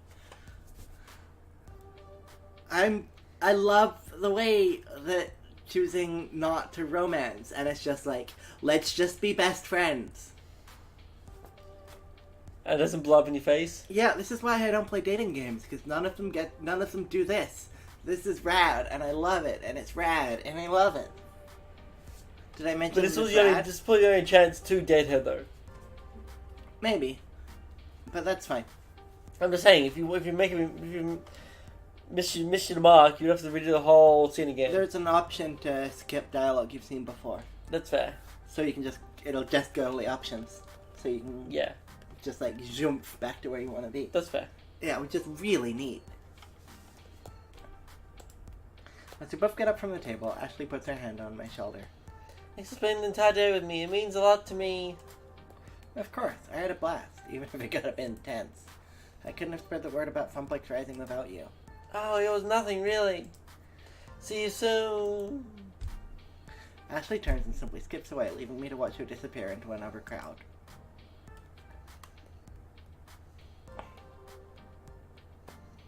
All in all, successful day. Beep beep. Beep beep, Ari, you have a new text message. It was a tough sell without you there.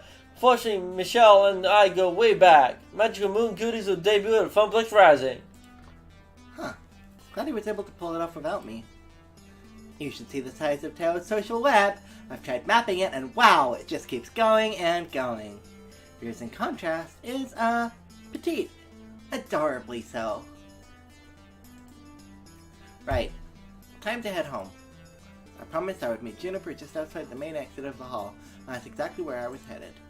The rush of fresh air hit me as I pushed past the double glass doors open. Oh, mood. It was nice. Refreshing. And a much better smell than the one I'd been around all day. Oh, mood. I didn't have to wait long until I saw Juniper. She bounced happily after me. So, how was your first Max, Ari? It was fantastic. The amount of support I got from my friends today was amazing. I can always count on them, and I feel like we've bonded closer as friends. I can't wait to go back next year. As to be expected with a convention, although in your case, you really outdid yourself and got smacked with 300% of what anyone else would have, yeah? How'd you figure? Well, most people drop by Max, play some games, maybe attend a panel or two, do some shopping. They're here to be catered to. You, on the other hand, were doing the catering.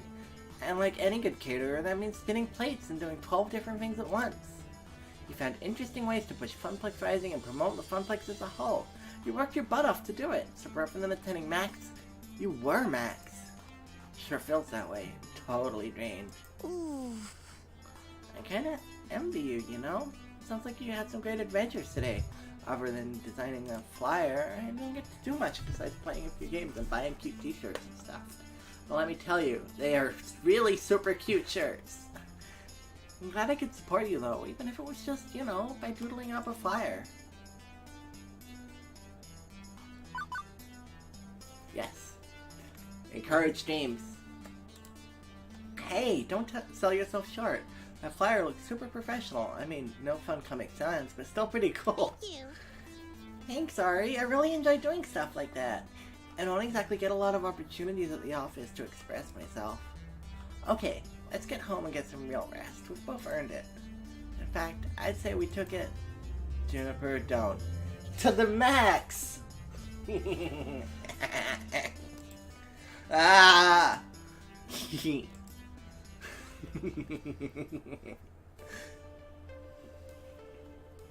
After that moment, the rest of the evening was a blur. I knew that Juniper and I took a train back home, heated up some pizza bagels, and I safely made it to my comfy bed. I think I was still in shock. At the beginning of the day, I thought that no one was gonna know about Funplex Rising, stuck in a relatively unknown mom-and-pop arcade. But now, it seems like the whole world knows, which is great, but also pretty nerve-wracking. I sighed heavily, letting all my mixed emotions flow over me. There was no turning back now. What I set in motion will stay in motion. It can only get bigger and better from here. Can you give me an antacid? Where are they? Dining table.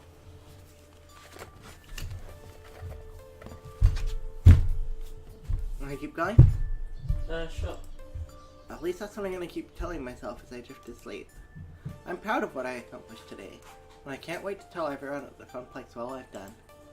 I hope they're proud of me too. And before I know it, Funplex Rising will be upon us. Which is what it's going to skip to right now. Mm-hmm. It's going to save the chapter. Chapter 4. 3? 4. You've cleared level 3 of Arcade Spirits. The winner is you. Now let's see your score.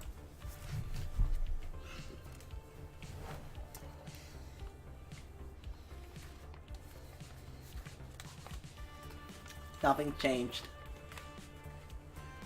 Well, Ashley went up way high. Ashley was like, oh, yeah, maybe. It looks like you're really hitting it off with Naomi. You're proving to be a gentle, sweet, and compassionate soul.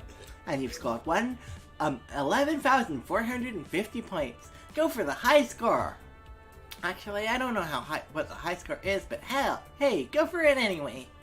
Do you want to save your game before proceeding to level 4? That's a lot of pages. Yeah. You could really game this and like break out to every branching path and have a save for each of them. Well, probably.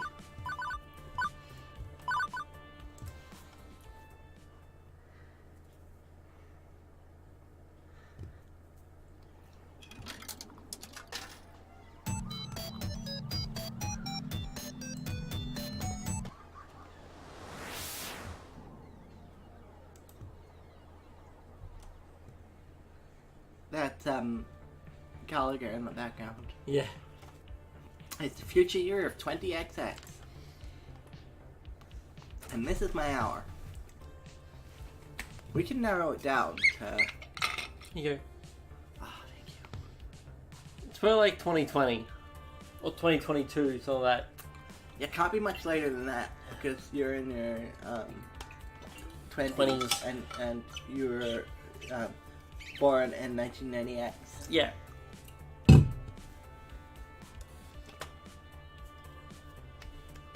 Future year of 20XX, and this is my hour. Max is come and gone, and we're hopping. Hoping. I know what words are. Hoping a good number of the folks we reach out to will be here tonight at my big event, Funplex Rising. This is a make or break moment for me. My chance to put Funplex on the map. My chance to make something more of the job than a 9-to-5 vacuuming the carpet looking for missing ski balls.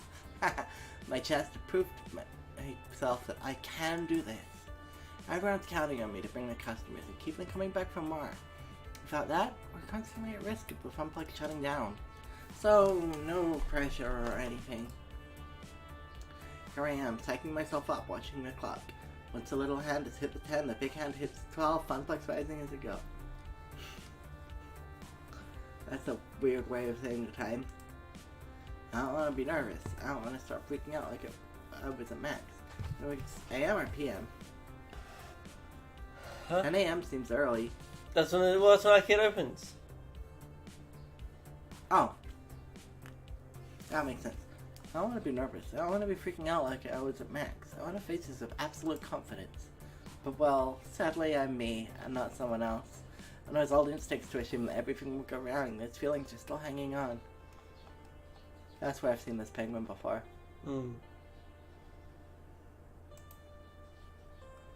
Almost time to go. Are you ready? No? Yes? You know what? Let's go with yes, even if it's no. Relax, you're a people person.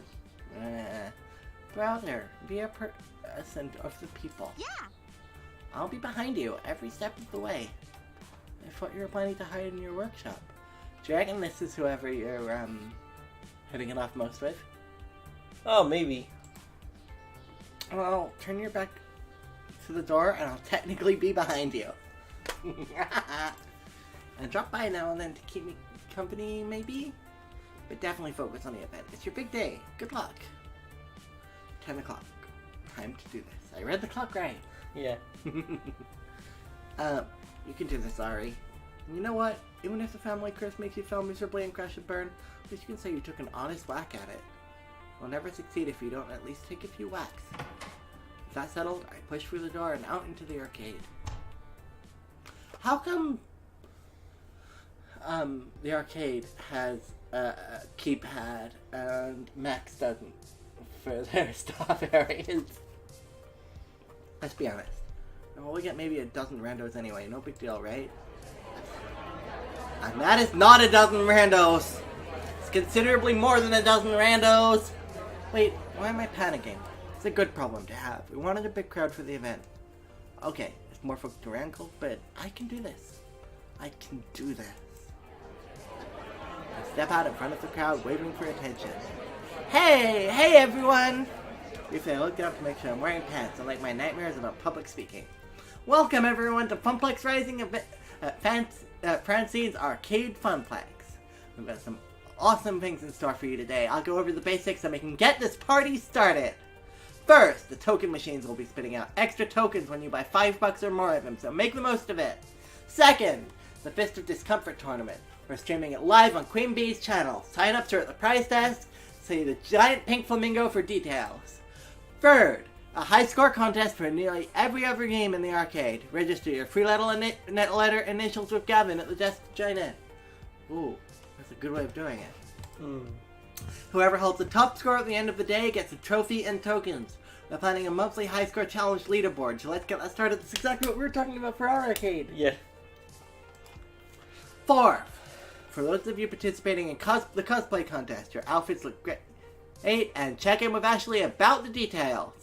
Fifth, I can confirm the rumors. We're going to have a magical immune cuties playable on the floor today. The Funplex is home to the indies. Finally, in a few minutes I'll be revealing our new rare game. Only a few prototypes were ever made, and today you'll get to play one of them. All of those things are on the flyer and promotional website and so on, meaning a point by point was kind of redundant. They're ready to go, but I should pump the crowd up a bit, get them excited. Can't half-ass this either. Oh, this is because intense negative situations, like it's your 2 highest? Mm-hmm.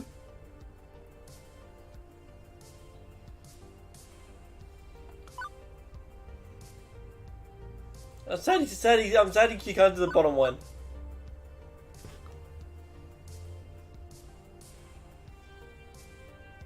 I'm gonna do that one. I like this one. Yeah. Funplex is meant to be fun for all. Casual gamer or core gamer. Core gamer. Young or old. Retro or modern. You want everyone to have a blast. Even if you don't walk away with a trophy, you'll be walking out of here with memories of time well spent with these great games. And the great people you'll meet today. So anything we can do to make sure you're having fun, you let us know. And we hope you come back to the Funplex again to recapture the magic moments you experienced today. On behalf of the Funplex, thank you for joining us at Funplex Rising. Now let's get gaming! Yep, got him excited. Right, okay, now it's time to reveal our new rare game and get the show underway. Gavin and Naomi reel the tarp-covered game out from the back room. Excitement builds in the crowd as it pushed into place. My friends, I give you Wyvern Keep, a rare Laserdisc-based game where you're a daring princess rescuing a prince from the clutches of an evil lizard. Lizard? And the crowd goes mild. I thought Laserdisc games played like crap. Isn't that why they stopped making them? They're not all bad, but they can be kitschy nostalgia. At least. Could be fine. Maybe I'll give it a shot after I'm out of the FOD tournament polls. Not the outburst of joy I'd hoped for. Aww. But I thought this game was really sought after by collectors and stuff. That's different from being popular. I suppose.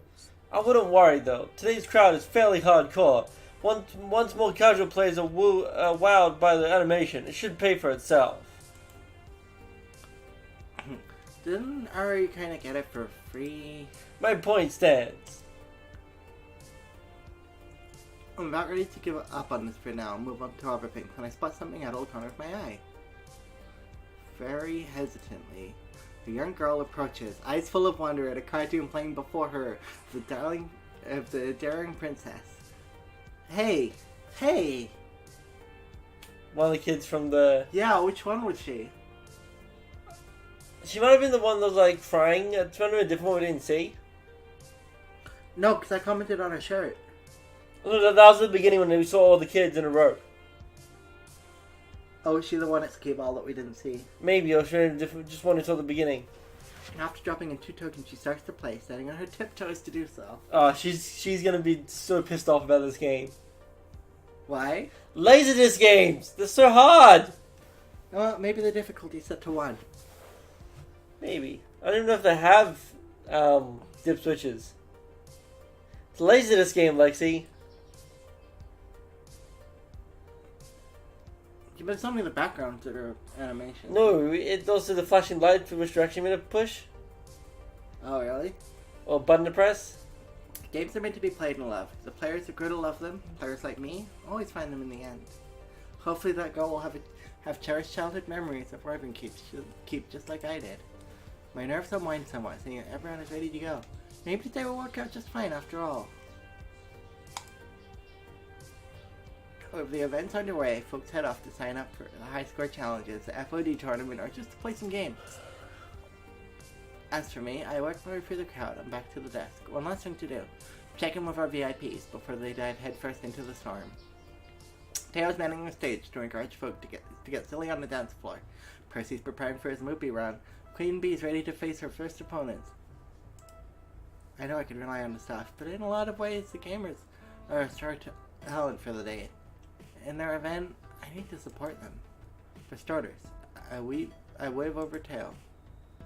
Everything set for today's dancing, Teo? In Teo fashion, he winks and gives me a thumbs up. Absolutely. ready to rock, but can't stop to chat. Running the stage is my focus for the next few hours, and it's gonna take every ounce of social juice I can squeeze out. If you need me, check me out during the lunch break, okay? Phrasing and K. Percy, world record time. You up? World record time. You up for this? Absolutely. I don't know his voice, but yeah. Absolutely. Absolutely. Absolutely. Whoa, okay. He definitely looks focused today. Not his usual soft, smiling self. Naomi set me up with a little camera to record the whole thing. When I set the record, I'll submit it to the high score I'll set it as new high score to defeat. A combination of years of effort all coming to a head. The pressure's well and truly on, isn't it? I can always try another day, yes, but this isn't for me. I mean, it never was for me, but today is also for you. For the Funplex, you mean? For you.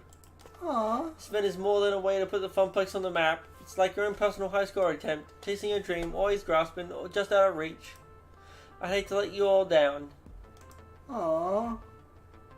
Morale improvement systems online. Aim the encouragement cannons. Did you hear about Donkey Kong? What about it? The person who held the high score record was outed as a fraud. Really? Yeah. What happened? You know the one they made a documentary about? Yeah. Did he cheat? I'm not sure exactly what happened, but I think they wanted to make a documentary, and so they fudged a bunch of stuff to make it a more interesting documentary that involved fudging his scores. Oh. I haven't read. I've got the article up. I haven't read it yet, but it's like crazy big news at the moment. Wow. Look at the bottom one. Do you want a chair?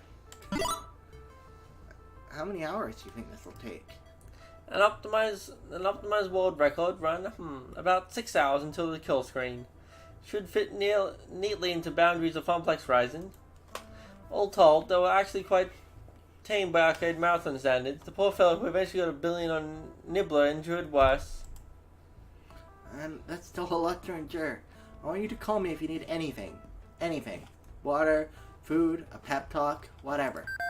I trust our noble floor attendant to rally forth beneath the flag of Moopy. If I need anything, I'll let you know. Percy offers a quick salute and marches off to war with Mr. Moopy's magic maze. Having a seat on his stool to begin the run. Seat?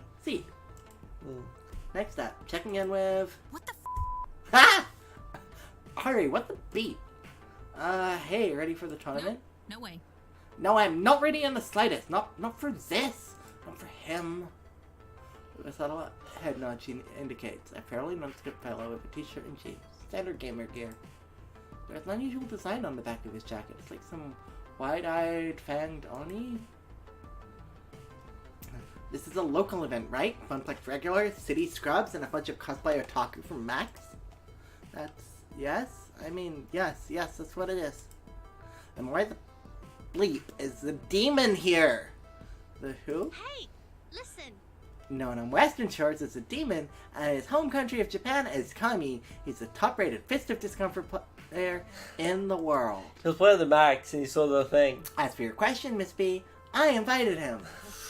Ooh. Iris! Queen Bee hates Iris. What? Ooh.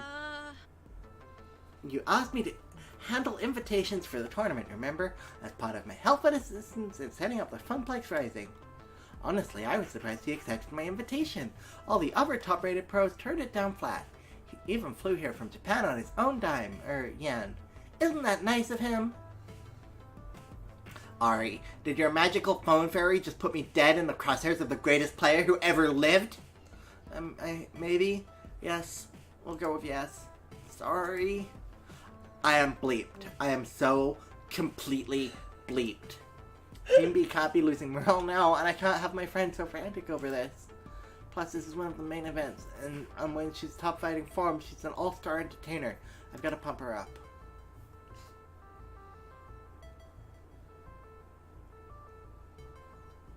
These are all really good. Wouldn't it be a great upset if you won, though? Doesn't seem mild. That seems like the exact kind of thing that, like... But also, I mean, I think he'll respond to that. Yeah. As Queen Bee winks her head and chews her lip, I look eyes of her. Queen Bee? Yeah. Destroy him. This is your shot at taking down the demon. Fate dropped this in your lap. Now, you get to do what you do best. Bleeping, own it. She squeaks out a smile, but it's not her usual radiant, confident grin. Thanks, kid. I'll give it a shot.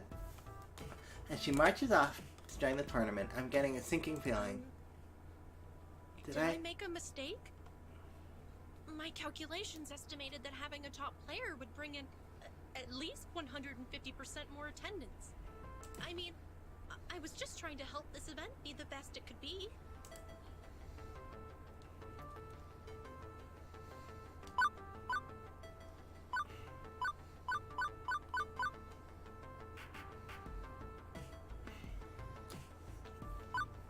Do you want a rampant AI, or do you not want a rampant AI?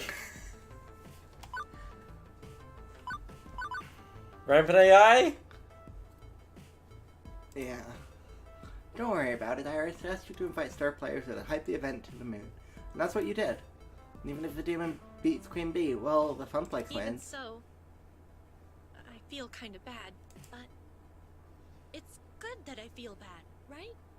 That I'm not making a purely quantitative analysis of the situation. Rampant AI! Humans are rarely purely quantitative. Exactly. Quantitative. She's the final boss. Cheers her up a bit. I hope not. She's a good friend. Right, let's everybody squared away. For the next few hours, it's floor attendant Ari on duty, making sure Funplex Rising soars like an eagle, rather than a turkey.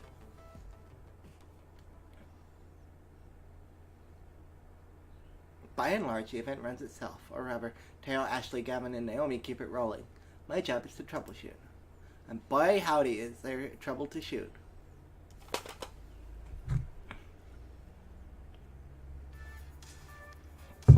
Not 1 hour in and we've got problems. Even if they aren't major ones, I don't want even minor problems to mess up this event. Not even one glass of spilt milk. My stress level is so high that I might start bawling at the sight of it. Beep beep Ari, can I be of assistance? I'd like to make things up to you after the invitation snafu. What's snafu again? About demon. Oh, No, it's not no. for me. Situation normal, all fucked up. That's right. Currently, I'm detecting these problems for you to solve. Someone beating up a cabinet, a player loudly cursing at a game, and a crowd milling around the vending machines. As floor attendant and event manager, it's my duty to make things right. The crowd's already on edge from all the high-stake competition. Where do I start, though?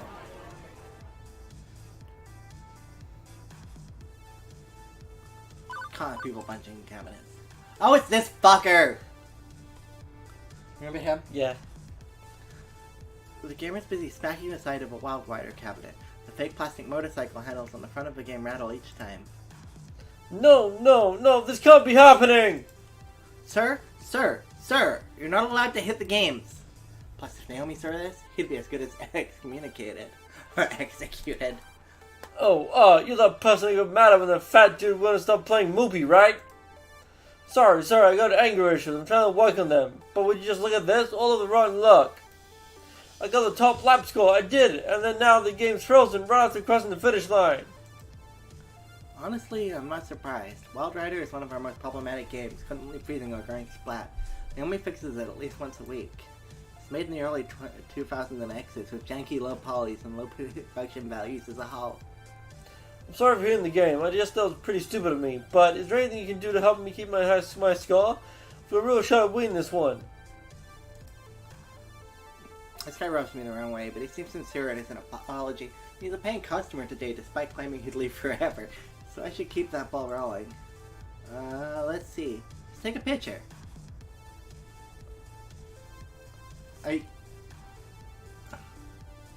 Unplugging it and plugging it back in will not keep your scar. Nope. Can we check with Iris or Naomi? Okay, hang on. I'm gonna check with our technician, see if there's anything we can do to recover your game. Already texted Naomi for ya. Thanks, Iris. Naomi comes charging out of her workshop looking perturbed. Ugh. Wild Rider again. Quickly, she slips around behind the game, popping up in the back panel. She uses her phone's flashlight to poke through the works. Been there! These early 3D games are such a pain. If it was a pure retro game or even a pure modern one, it would be way more reliable. Okay, I think I see the problem. 1 second. Unlike that, the virtual motorcycle unfreezes. Confetti and cheers surrounding from the game as it properly registers the lap time. I never get tired of watching Naomi fix things. To see her brain quietly solve all these arcade complications Quickly, not quietly. leaves my mouth agape and my heart warm. I mean, quietly is in character for her too. Hold on, call me if it breaks again. Bye. Oh man, she did it. My score saved. Hallelujah. I owe you serious. I'm taking home the Wild Ride trophy. So trophy for every game? Holy shit. I mean, That's a lot of trophies. a trophy costs like $1. Still, no, but still like space to hold all those trophies. I'm just line them all up on the counter for like 6 hours and then you give them away. Another happy customer, but I should keep an eye on the game in case it falls apart again. Next problem. I don't care about snack machines. If all the snacks get given away for free, it's the least of our problems. If everyone gets free snacks, they're gonna remember it and it's gonna be a great thing. It's gonna make people come back. But swearing up a storm? Huh? Of all the bleeping immature little stunts to pull, that mother bleeper! Whoa, settle down! Fortunately for me, the camera recognized me immediately, thanks to my speech earlier. And also fortunately for me, she comes down considerably too. Bleep, sorry, glad you're here, I need your help. I mean, just look at this bleep! Curious, I take a look at the currently top score on Qbert, which registered to the initials ASS. Can you believe it? Someone beat my top score, then put in a joke initials to ruin my day? Hey, your initials could be ASS. Yes. I know exactly who did it too. Steve, that son of a bleep, he's always pulling bleep like this, just to mess with me. Hey, there he is. What's the bet that Steve is his middle name and his initials are ass? Steve, get your ass over here. Jesus Christ! Steve glances over and with a bemused smirk scrolls over to Gina. Joy, something wrong? Of course something's bleeping wrong. You stole my high score. Did I? Oh, hey, look at that. I guess I did. Sucks to be you, huh, Joy? And your initials are? Because I know for a fact Gavin wouldn't have let you register for the high score competition as ASS. So I played a little joke. So what? That's still my score up there. I'm taking home that trophy tonight. Urge to kill rising. Must control. Fist of death.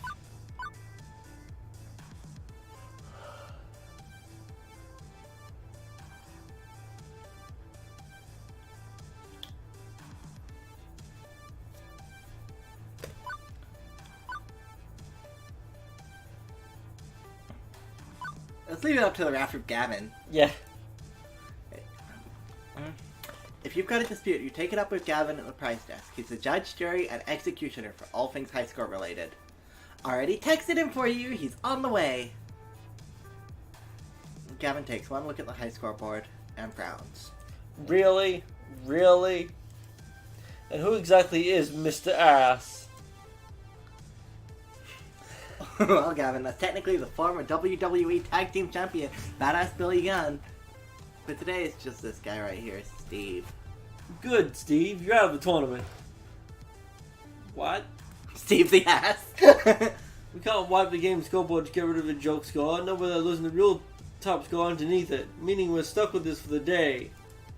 Getting you out of my hair almost, but not entirely makes up for having to deal with the problem. But that's actually my score. Not actually. Just kid. No, that's not actually my score. I was just kidding. I didn't put ass in there. It was someone else. Ari. He claimed it was his until you showed up. So he's either a liar or a prankster. We're done here. Steve, you're out of the running. One more incident, you're out of the door. I don't have to stand here and take this crap. You don't want me here? I'll give my business to Deco's palace. And off he goes. Wow, that's some arcade justice right here, there. Thanks so much. Happy to help, but if you don't mind keeping the swearing to a minimum, we got kids here. For you? No, like a swearing joy. Anything. Pretty intense stuff, but the problem's basically solved. Even if Deco Nami's earning a few more quarters today. Yeah, Deco Nami can have all the problem people, that's fine, right? On to the next problem. Yeah, and like, every time we do this and we eject someone, the other person is like, becomes a loyal customer. Yeah.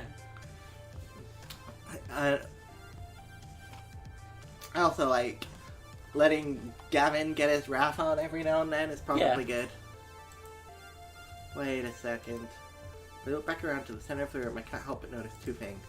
Percy's looking oddly irate, and Queen Bee is missing. Oh, fuck. My instincts say I should tend to our VIPs first and foremost, but I don't think I can cover both of them in time. But I could help out at least one of them, even if it leaves the last of the crowd problems twisting in the wind. I don't know. This is triage. Where should I focus? Oh, that's interesting. We owe Queen Bee. Can you help one of these? We owe Queen Bee. That's fair. We're approaching lunchtime, so maybe she's off getting food, but I'm not so sure. The Queen Bee I know would be watching the tournament pools and studying her opponents. Heck, I'd sooner take pack protein bars for a quick lunch over than walk away from FOD. I decide to check in with Gavin, who's an eagle-eyed view of the entire event from his perch at the prize desk. Hey Gavin, I was wondering where She's in the employee break room. Queen Bee is. Okay, I'm honestly kind of surprised you let her in there. It's crowded in here, and one less anxiety-riddled gamer in the mix is probably healthy for the event as a whole. If you'll excuse me, I got scores to tally. Best of luck. Okay, I guess that answers that. Weaving through the crowd, I make my way to the employee only store. I scratched out the apostrophe last week. Love it.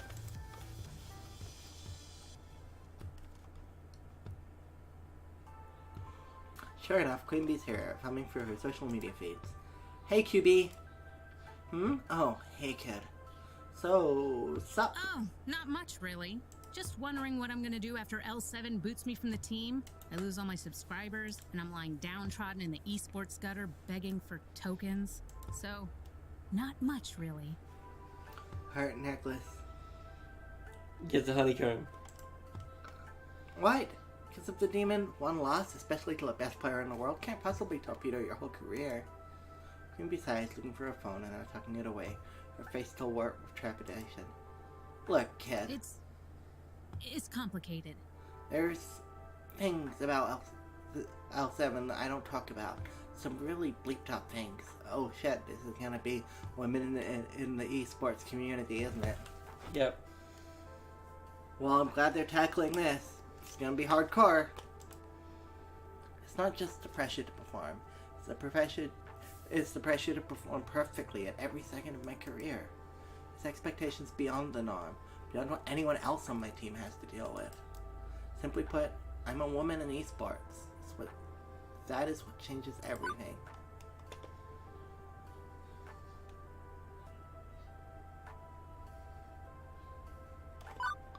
The one that doesn't make you an insensitive prick, Yeah. I think is the correct answer here. Oh, Queen Bee, I'm so sorry to hear that. Listen, if someone on your team is making your life miserable...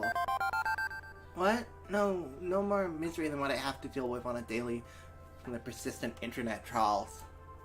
The bleeps I get from my team is way more subtle than that, but it stings way more than the normal barb.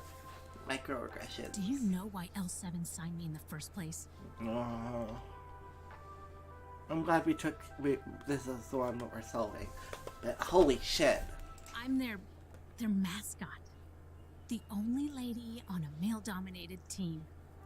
I was just so excited to be getting a pro contract in the first place that I didn't look any deeper. You know, I really should have looked deeper. If I did, I would have noticed their history. Women gamers hired and fired over the years, always let go for performance issues. Performance issues, my ass. They have a rotating slot for the obligatory eye candy hire, and everyone knows it. And now I'm starting to hear rumblings about my performance. It's like I'm getting too old for them. And it's time to trade in for a younger, hotter esports star. And it's not like any of this is in writing. Oh no. They never say why it happens. It's to avoid the legal system, obviously. They blame the gamer every time. Poor performance. But it's as plain as the nose on your face. Instinctively, I go cross-eyed, trying to look at my own nose. Well, maybe not my nose. My nose. Mine is a work of sublime beauty, crafted by the gods themselves. You know, this kind of bleep happens all the time in esports. Montages and interviews are always focused on me being a woman and not my skill as a gamer. I mean, it's not just esports, it's soaked into the entire bleeping gaming culture. Women, LGBT+, people of color, minorities, people with disabilities. Basically, everyone who's not the industry's marketing target has to work extra hard to get where they want to be, and treated like bleep along the way. I fought tooth and nail to get where I am now, and to have it be threatened because I don't uphold their sexist standards anymore, I'm frankly put, is bull bleep. So, it's there, and it's real, but tough to prove any real allegations. Closest thing I've had to hard evidence is my win-loss rating. Steady and solid, no performance problems at all. Nope, no way. I don't lose. I can't drop the axe just yet, not until I make a mistake. Oh, fuck. And, well, taking on the demon and getting destroyed in front of a live-streamed audience at a small event, an event I should be winning, hands down. That's all they needed. They need to justify you abandoning ship. Honestly, I'd have abandoned my ship on this team ages ago, if not for the fact that I rely on my team's salary to live. Had enough. I've even had to put up with those L7 sponsored events at Deco's Palace. What a filthy pit of ego and aggression that place is. But without this contract, I'd need, a real job. Like an ordinary pleb. Pfft, bleep that. I'm a gamer and this is my bleeping dream. So I suck it up and endure the little microaggressions. Can we hire Queen Bee? No way around it now. If I want to keep being a pro, I have to beat the demon. But how do you kill that? Which has no weaknesses. Come on, everyone has weaknesses. What's his? Maybe. Oh, maybe if he has a heart attack or spontaneously combusts. Being on fire is totally a weakness. Maybe walk me through it. In Fist of Discomfort, how do you counterplay your opponent? I'm out of crap at that genre. Maybe explaining it to a noob will help. She pauses, trying to figure out how to word it on a level that even a neophyte can handle. Let's see. Okay, so there's 3 playstyles in FOD. Aggro, mid-range, and control. This is just Magic Gathering references. Put simply, aggro is quick beatdowns, mid-range is balance, and control It is Magic Gathering references. I mean, maybe these are just like universal things across certain games. Aggro, mid-range, and control, that's Magic Gathering references. But maybe that's how, I mean, maybe, I don't know, the MOBAs, maybe MOBAs have that? No! Oh, okay. MOBAs do not that I know of that I've played 3. In this case, I play aggro. And from what I know about the demon, he's an absolute perfect control player. He uses elaborate item combinations to stall the game, then seal through... Okay, I believe you. And I'm gonna hazard the control beats aggro. Most of the time, yeah, it sacrifices early game power for early game stall, meaning I burn out while he's just getting warmed up. It's complicated. If I wanted to counterplay him, I'd have to play mid-range, but I haven't practiced those characters, that playstyle. He'd outskill me so easily. No choice, I guess. I'll have to get out of my comfort zone and face the demon as mid-range. I'll figure something out along the way. I'm gonna slay the demon. I'm going to do this. I will.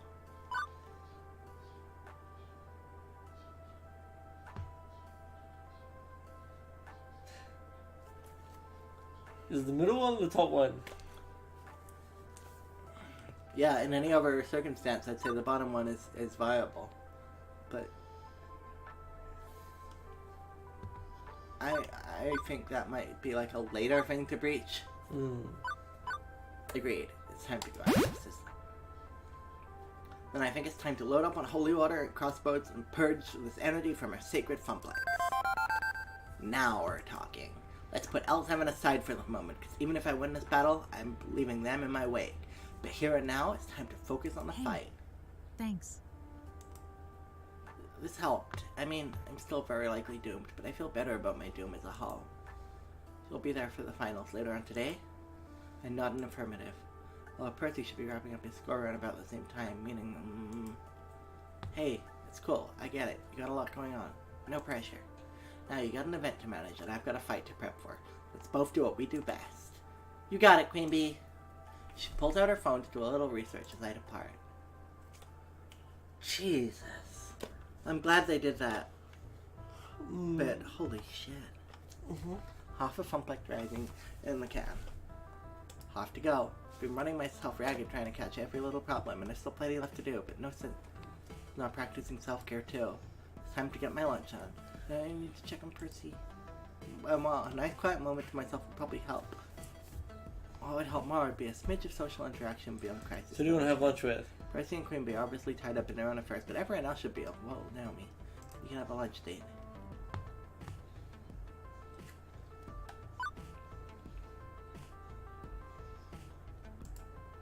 Naomi's been hiding away in her workshop all day, coming out only for spot repairs and games.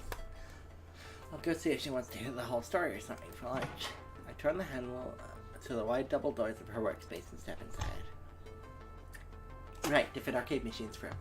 Mm-hmm. Oh yeah, I forgot how much I love this room. As I expected, she's busy tinkering with a circuit board when I arrive. Hey, there's actually something on the screen now. Yeah, they have. Huh? Yeah, they have. Hey. Oh, Ari. It's good to see you. How's the event going so far? It's a bit rocky, but we're making it happen.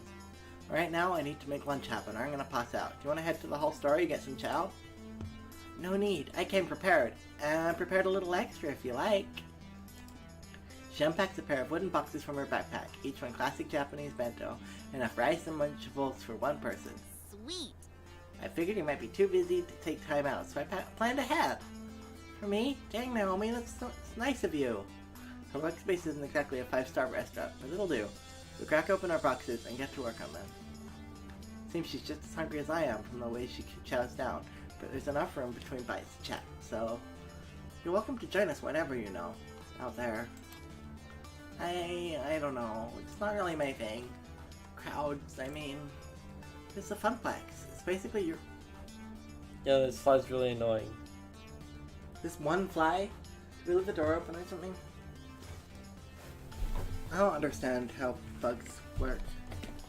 What you doing? Open the door, you said. No! Like, did we leave the door open Oh, or you something? leave the door open. Oh, sorry. You wanted me to open the door open. That's what you said. They're here to play your games and enjoy your hard work. I know. I have to be a wallflower in huge groups. One-on-ones, or small groups, okay, but large groups, well... See, this is why I like those old retro arcades. Only a few people played those games. I got to be friends with most of them. That's good, right? I remember how uncomfortable she seemed at Max. She also avoided the mingling crowd at Donna would. It's hard for me to imagine not wanting to talk to people. I've always been pretty outgoing. You have to be to work in retail, lifeguarding, or arcade event managing.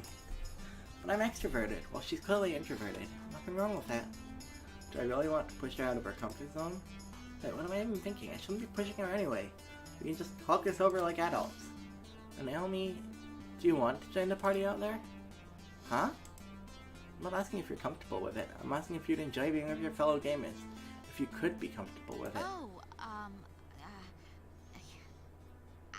I don't know. I mean, I know from basically every movie and TV show that my story should end in opening up to others and being super outgoing, but that's just not me. I love my friends, I love my work, and I love the time I spend with both. I'm pretty okay with not being a total party animal on top of that. The only reason I have doubts and wonder if I should be more outgoing is because society seems to value super social people more than quiet loners. Loners usually end up on the 5 o'clock news after some massive Jesus. incident. Oh, she was so quiet, I had no idea. But honestly, I don't mind not joining the party. That's not bad, right?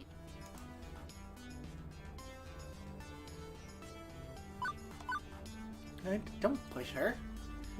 There's nothing wrong with being introverted. As long as you're happy, I'm happy. Let me handle the crowds for you. I'll be your wingman and tackle the situations you'd like to avoid. I think the main concern people have with loneliness is if they isolate themselves due to depression, avoiding their friends and things they would actually enjoy. Oh, that's not me at all. I love spending time with you and with the others. Yep, so I don't think you have anything to worry about. And if you do want to pop out and check on the Funplex Rising, take as much or as little time as you want. Hang back or get involved, it's totally up to you. Oh, okay. Thanks, Ari. Maybe I'll do just that. I might blend in with the wallflowers, but it would be nice to get a peek at what's going on out there. If only to appreciate the hard work I've put in. I'll make some time to just do that. Oh, and maybe when you aren't wrangling a dozen contests and dealing with hyper-competitive gamers, we can, I don't know, work the floor together or something? Yeah, I think that might work. Better than my past efforts of becoming community-minded, at least. Naomi sighs, poking idly at her lunch with her chopsticks. My past efforts, blah. I wish the internet didn't suck so much. Huh? Oh, there's tons of communities online for arcade enthusiasts, and it's easier to mingle in a virtual group of total strangers than a real one. But the last few times I tried, well, you'd think nerds who are used to being picked on for weird hobbies would be less likely to pick on each other, and you'd be wrong. Oh my gosh. So I joined an arcade Discord, and, you know, it was great because I got to, like, talk about issues that I've had in my cabinet and all sorts of cool things and just do all the things. But turns out a bunch of them were neo-Nazis, and it was a whole thing, and I had to leave, and it was really, really disheartening. They said some really, truly terrible stuff. So, I get it. Eesh.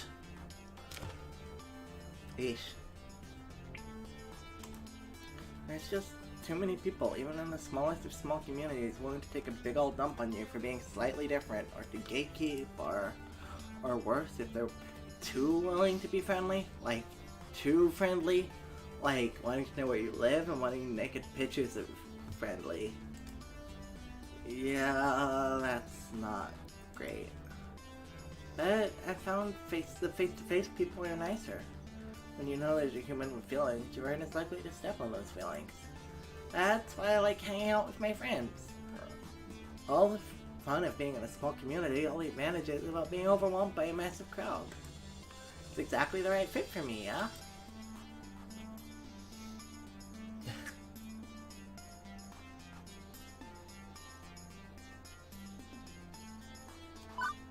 I said the middle one.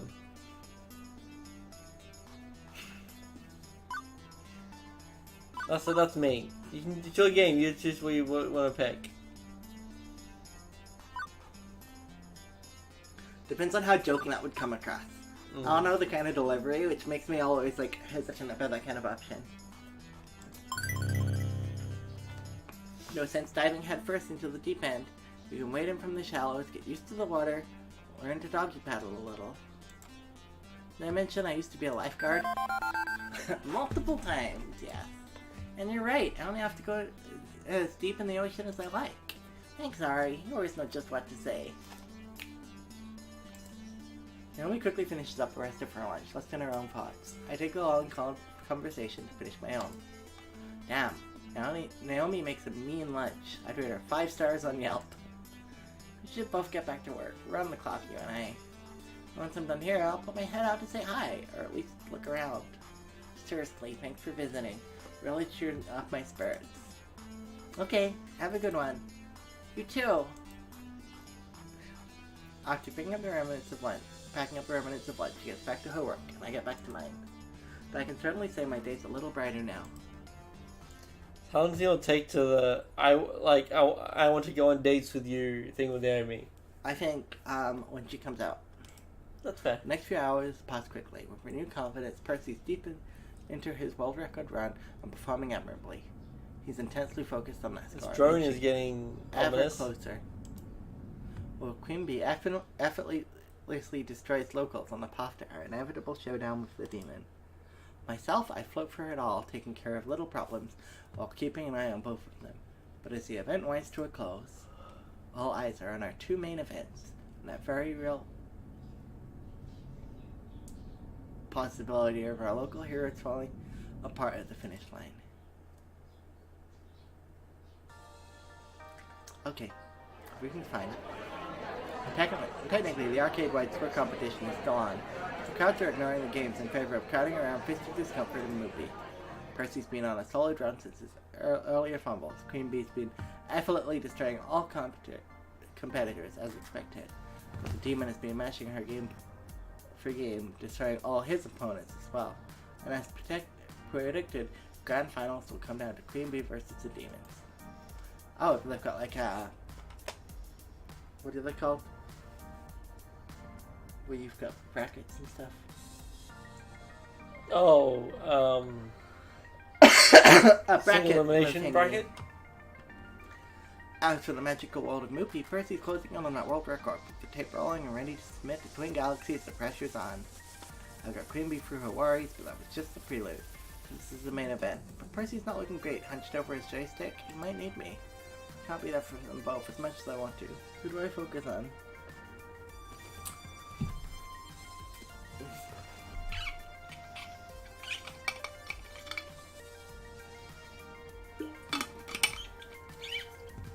We've got 45 minutes left. Look,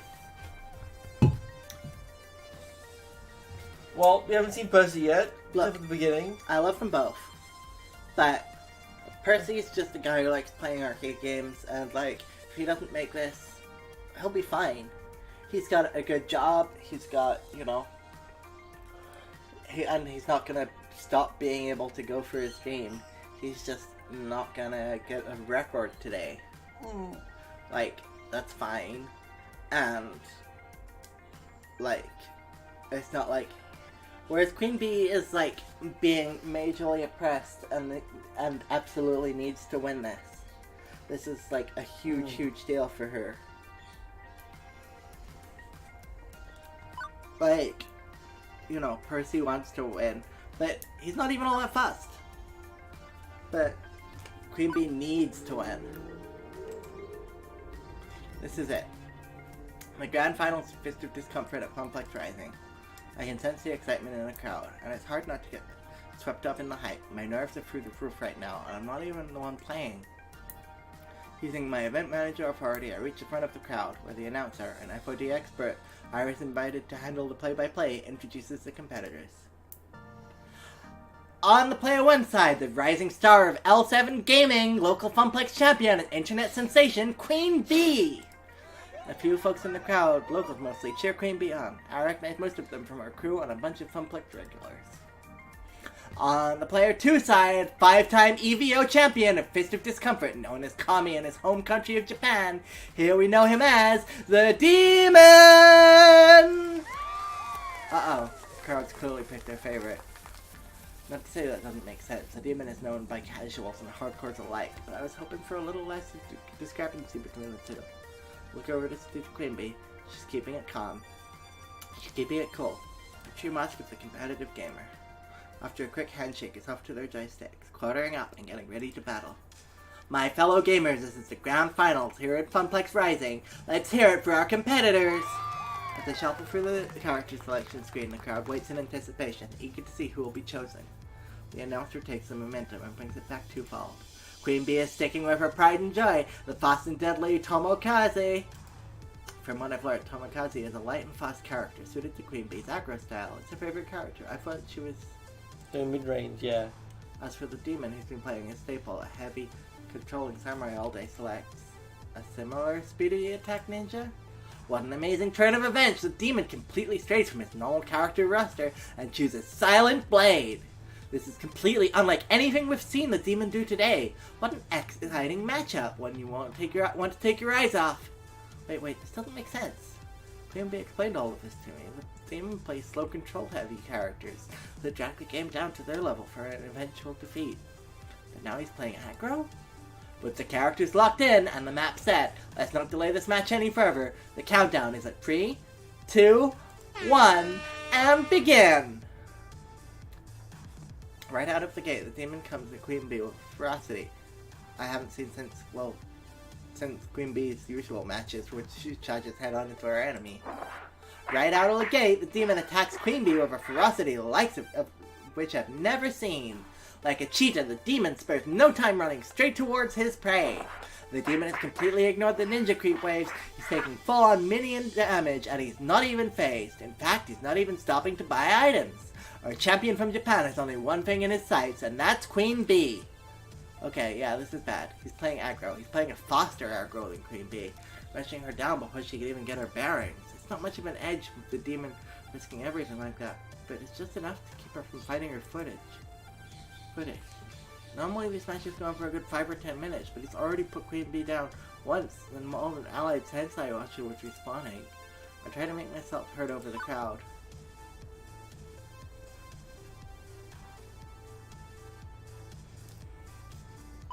I don't know. I don't think I should be giving advice. I should just be giving support. You... No, it's no good. She can't hear me. Even if I was able to shout louder over the crowd, her attention is so focused she probably wouldn't register my voice. I can do nothing but helplessly watch as the demon pulls her apart again and again. The onslaught! The demon, living up to his namesake, is not showing an ounce of mercy for his competitor. But what's this? Queen Bee is switching things up! She stopped at the item store, completely ignoring the attacks on her sensei. What should she possibly be buying at a time like this? Fortunately, she seems to have developed a plan. From what she explained, the counter to aggro is controlled, so by changing her tactics, it might allow her some time to catch up.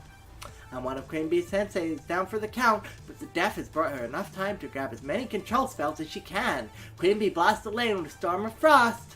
Okay, I get it now. She's using a weird hybrid style of trying to stall out the enemy with ice spells while making her own progress down the lane. Initially, it works like a charm. The enemy minions freeze solid and give her just enough breathing room to push ahead. But the demon responds with swift accuracy. He's pushing forward with his other lanes, ignoring her attempts to slow things down. As the demon flips between lanes, it's clear that while this would have won her the game if she'd started out that way. Quickly enough, the final sensei on Queen Bee's side of the map falls. Here's your winner, the demon! The obligatory handshake happens. The crowd bursts into applause, thrilled to have seen such a strange spectacle out of the World Championship. Immediately, Queen Bee is forgotten as the players close in to cheer on the demon over and over. Perhaps sensing it's their cue to depart before the cheap plastic trophy I got from the dollar store is awarded to her rival. Queen Bee slips away, and I decide to follow.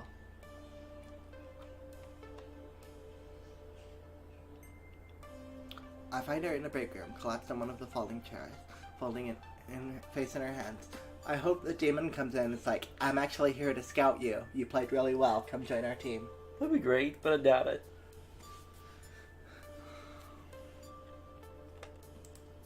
Quietly, I take a seat next to I her. don't know. After L7 Gaming dumps me, maybe I can live off my stream subs alone. If they don't abandon ship too, I mean. Maybe cut my living expenses a little. You know, move back in my parents' house, things like that. If worse comes to worse, maybe Naomi will carve out the insides of an unpopular game and I can sleep in there.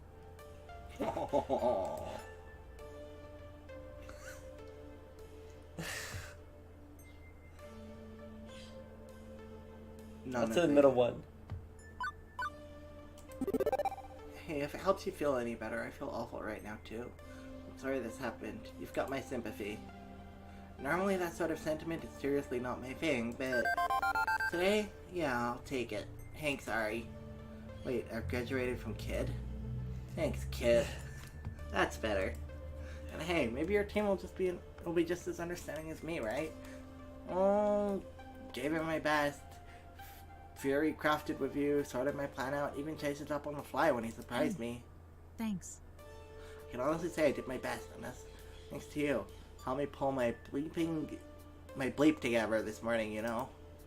Happy to help. This is my fault, isn't it? I'm the one who organized the event. I'm the one who pushed everyone past their limits in the name of making my dream a reality. I'm working hard to make what should have been just another temporary job into a long string of temporary jumps into something more, something I can believe in. I didn't stop to think what it would cost me and everyone around me. Yes, you did! You did this specifically to help everyone around you. Bleep. Wow. Wash that filthy mouth out with some soap, kid. Question is, now what? Where do I go from here? Well, thankfully someone's knocking on the door interrupting me before I need to provide career advice Maybe to you're someone right. whose career I just indirectly destroyed. Although I'm expecting it to be Gavin or maybe Ashley come to cheer their friend up, the unexpected walks in the door. The two of us sort of stare, dumbfounded, as the man addresses Queen Bee. Can you read that? Because I can't.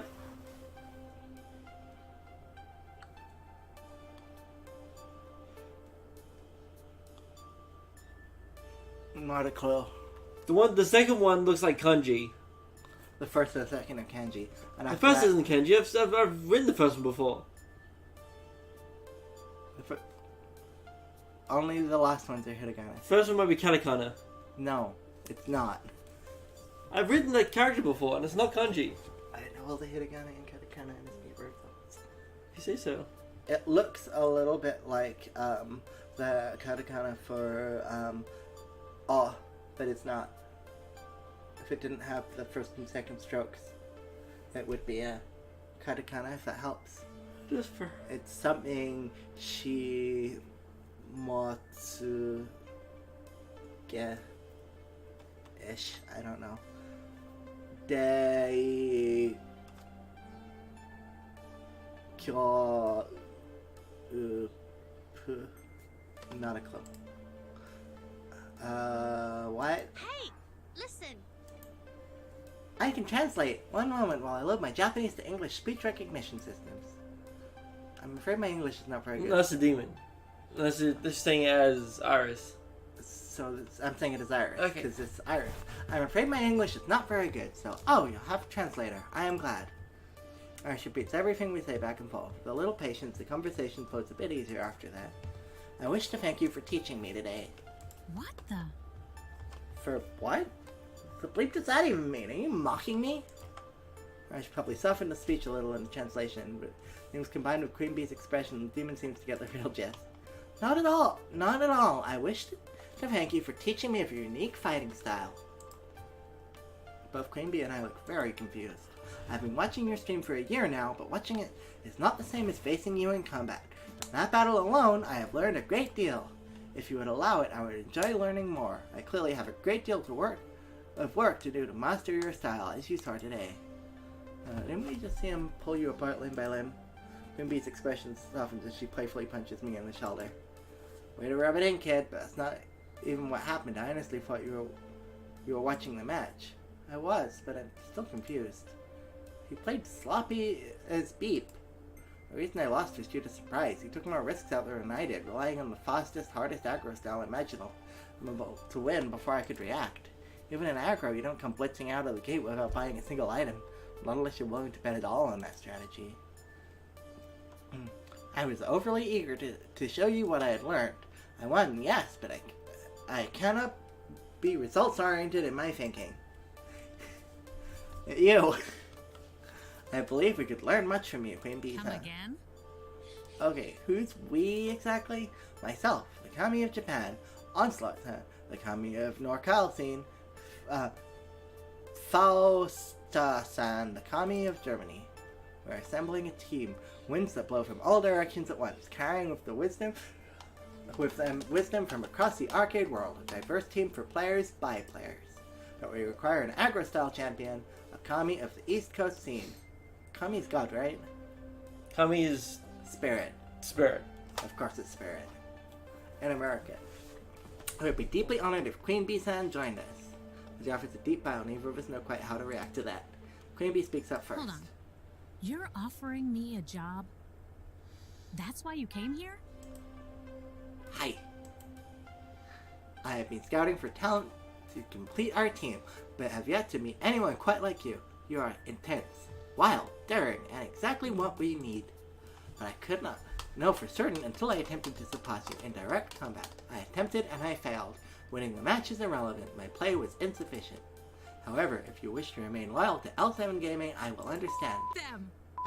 Right in the ear! I mean, let me look at my contract situation and square things away first. But, you know, I'm interested. Yeah, interested. I almost barely saw the hint of possibility of a glimpse of a smile on the demon just now. And it's gone. Thank you. Please take all the time you require. Fate willing, we will welcome you as one of our 4 heavenly kings. We will at least last have found our queen. With that, he offers one more bow and promptly turns to exit. Whoa. Holy bleep. Kid, do you know what this means?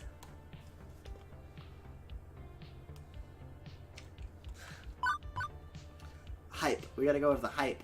Sure. You're going to ascend to the Holy Mountain of Asgard to join the fellow kami in Olympus, home of the spirits above. I'm pretty sure you're mixing up your pantheons there, kid. But yeah, this is big. I mean, this is super big for me. Instead of bowing and scraping and begging Elf7 to let me sit at their table, I get my own bleeping table! I want to be carried into EVL by oiled fanboys, rising me high on a plush couch, feeding me grapes and fanning me with palm leaves. I'm actually reasonably sure Iris could arrange that if I asked her to. Sure thing, I'll get right on kidding. I was kidding, Iris. Yeah, I'm kidding too. Let's not get ahead of ourselves. I've got a lot to learn before I really know I can hang with them. But now, I've got a future, and it's bright. I'll admit to some relief on hearing I didn't just sink Queen Bee's battleship. The fact remains that we got lucky. If the demon hadn't been in a generous mood, hadn't been scouting for talent, her career would have been in shambles thanks to me. I mean, thanks to the inherent misogyny of the esports community. It's not really your fault, Ari. You can't take all of that on your shoulders. That will destroy you. The demon said it himself. Don't fall for results-oriented thinking. Maybe her future is bright, but it almost wasn't thanks to me.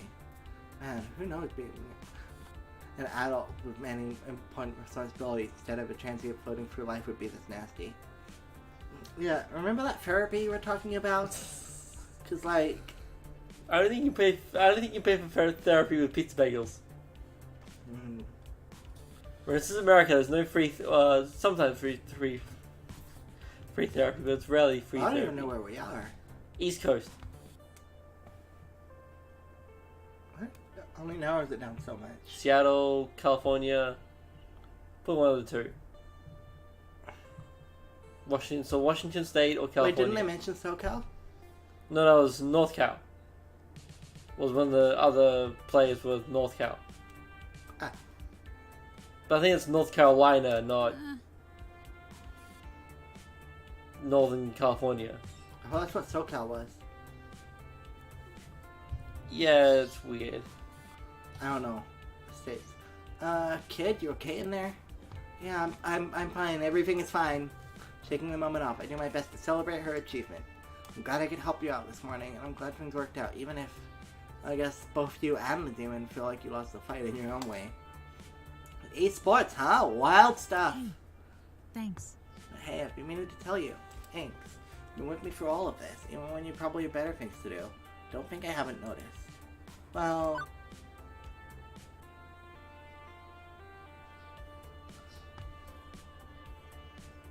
So the top one is friend, bottom one is date.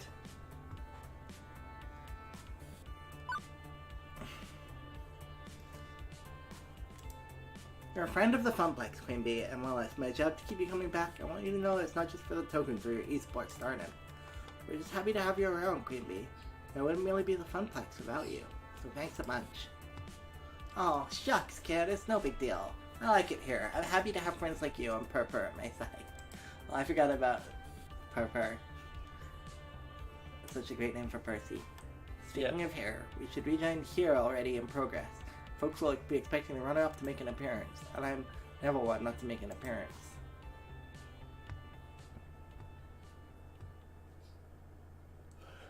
As we ran to the arcade, I instinctively sized up the crowd, looking for trouble, but there isn't any.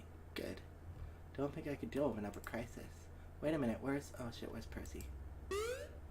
Where's Purr? Percy? I don't know. Oh, shit. He's gone. Nobody's playing Moopy. In fact, it's already drained out the extra lives and gone back to the attract mode screen. The score just short of the world record. Ah, bleep. You think he cracked under pressure? Percy's in the hospital. Fuck. It's gonna be bad either way, Lexi. You don't get to save everyone. I know, but it's like, I know. Just...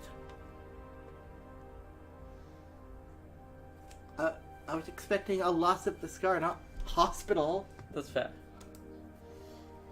He started clutching at his chest and then fell off the stool. We think it's a heart attack. I like Percy. I called 911 right away. The ambulance just left. Oh no. I need to go.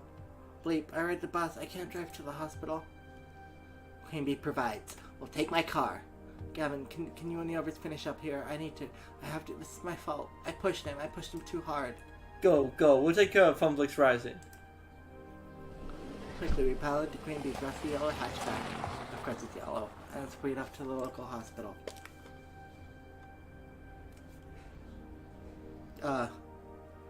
The hour's growing late, but we managed to find his room just before visiting hours were over, and inside, lying in a hospital bed. Oh, hello there. Wasn't expecting visitors. How do you do? And is the event going well? Oh, Percy, you're so sweet. How do you do? Seriously? How do you do, Percy? Exactly what's going on. Are you okay? Oh, Tosh, it's nothing. Just a heart tremor. Wasn't even a full arrest or anything. They keep me overnight for observation. I'll be back at the Funflex before you know it. Still have a high score to defeat after all. Are you bleeping kidding me? Purper, come on, you're hooked up to an ECG. I can see your heartbeat. It's not nothing. It's just a little issue, that's all. Medical mishap which runs in my family. Wasn't quite expecting it to accelerate this quickly, but that's life, isn't it? So it wasn't stress related? Well, probably didn't help, but can't say I was feeling sharp as usual this morning. My fault, really. All my fault. How serious is the condition? And be honest with us, Percy. No holding back to keep us from worrying, because we're gonna worry whether you like it or not. Yeah, what the kid said. Well, they've said 2 years, but science isn't an exact science, I suppose. Jesus, fuck. You what? Yeah, bleep. The hospital's PA system chimes, grabbing my attention. Your attention, please. Your attention, please. Visiting hours are now over. Visiting hours are now over.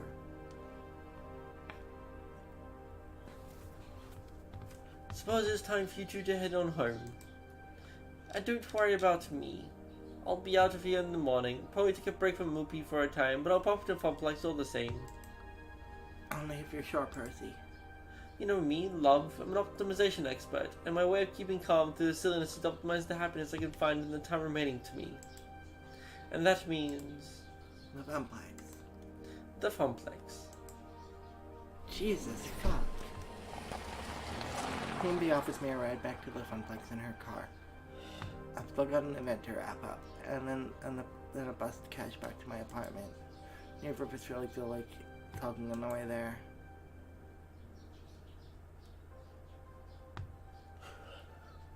I'm back. Not that there's much to come back to. All the plastic trophies I picked out for the high score contest are gone, along with their winners. Looks like everyone's closing up shop. Ashley turning up a bit, Naomi literally having fallen asleep at the prize desk. And Francine, up way past her bedtime, squinting at a computer printout. Hello, dearie. Ah, there you are, Ari. Gavin ran the numbers while you were out.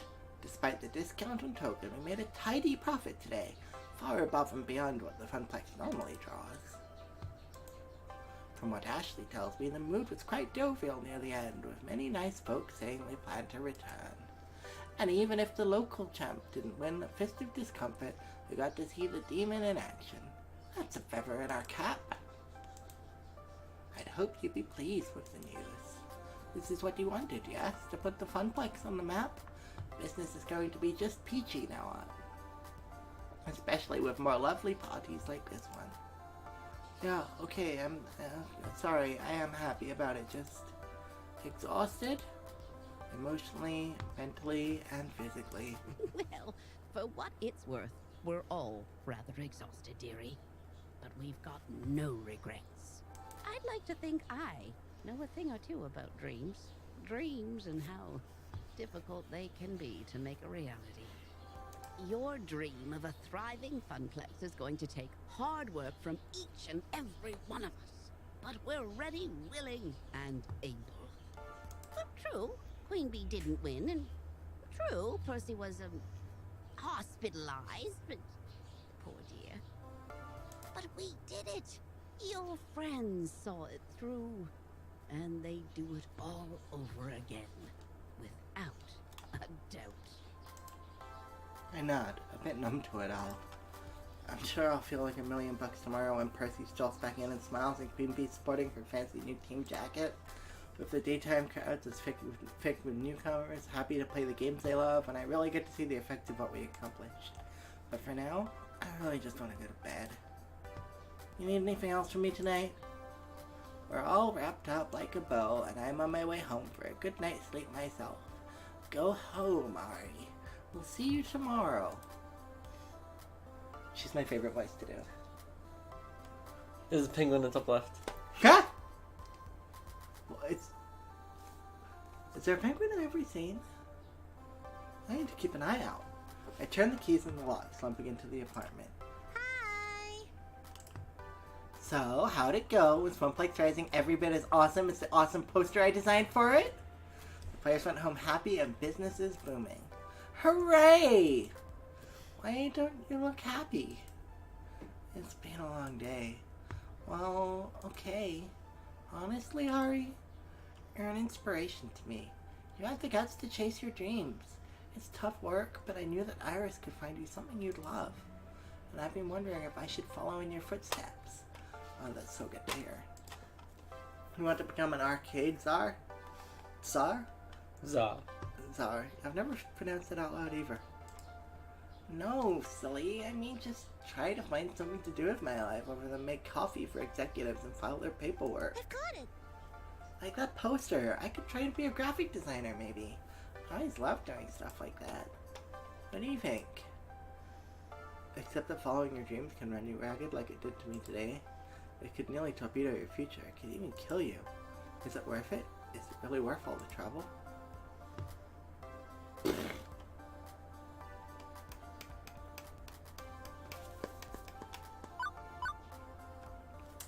Clients suck. They will change their mind when you're done and make you redo a bunch of work. Or They'll often us. not pay you. You won't have any kind of job security at all. Even though you'll make a lot of money when you do have clients, when you don't, you'll be in a really shitty situation. And sometimes clients will ask for the original files. And then fuck with them, and then your name will be on something terrible. Mm-hmm. But you'll be independent. You'll be doing what you want. And you won't have to deal with a fucking boss. Francine's right. I chose this path. I chose to make my life difficult in order to make my life into something. Juniper's helped me out along the way, and I should help her in turn. I'm not gonna lie, it won't be easy, not by a long shot. But yeah, I think you should chase your dreams. Become an artist on your own terms. Thank you. I knew I had the right idea. Thanks, Ari. You need to go to bed and sleep. Tomorrow I'll make you pancakes, a reward for my hard-working arcade czar. You used to have pancakes every morning during our summer trips, right? Your mom made them. It was ages ago, Jennifer, when my folks could afford trips to the shore. And Jennifer gets a wry smile. I think I know exactly how we can celebrate your newfound success. How about a beach vacation? Is this the beach episode? Is this an anime now? Is this the beach episode? You cleared level 4 of Arcade Spirit. Present Oh, luck, player there's versus you. player. Now let's see your score. Did we lose someone? No, you just names it up higher. It's relative, yeah. Yeah.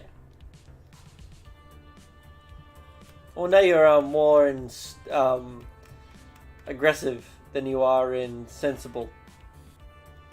Than you are in balanced. Oh yeah. And Percy's gone up as well. Yeah. Which is weird because we didn't help Percy. No, but you talked to Percy in the beginning, remember? Oh yeah. Looks like you're really hitting it off with Naomi. You're proving to be a gentle, sweet, and compassionate soul. Also, you've scored 14,450 points. That's the same number of points. That's more points. You had 11,450 before. I just remember the 450. Today's pizza fact is the world's largest pizza covered 10,000 square feet and measured 140 feet across. weighed in at 44,457 pounds. Do you want to save your game before proceeding to level 5? I should probably call it, huh? Well, we got 15 minutes. It's your choice. I think calling it now is probably the best bet. Yeah. Point both. I forgot I can't just go down because it's like on this screen. I thought I could just go down. This game is so rad. I'm enjoying it. I'm loving the call out to esports culture. Why is the camera blurry? It wasn't a second ago. Okay, now it's not blurry anymore. Weird. Anyway. Autofocus is weird. Yeah, so thanks for watching. I really like the way they called out esports culture. Did you update the stream thing about what stream's coming next? Nope. I thought that's what you were doing because you had it open. You had the website open. Okay. It must have just moved to the front when you plugged in the other monitor.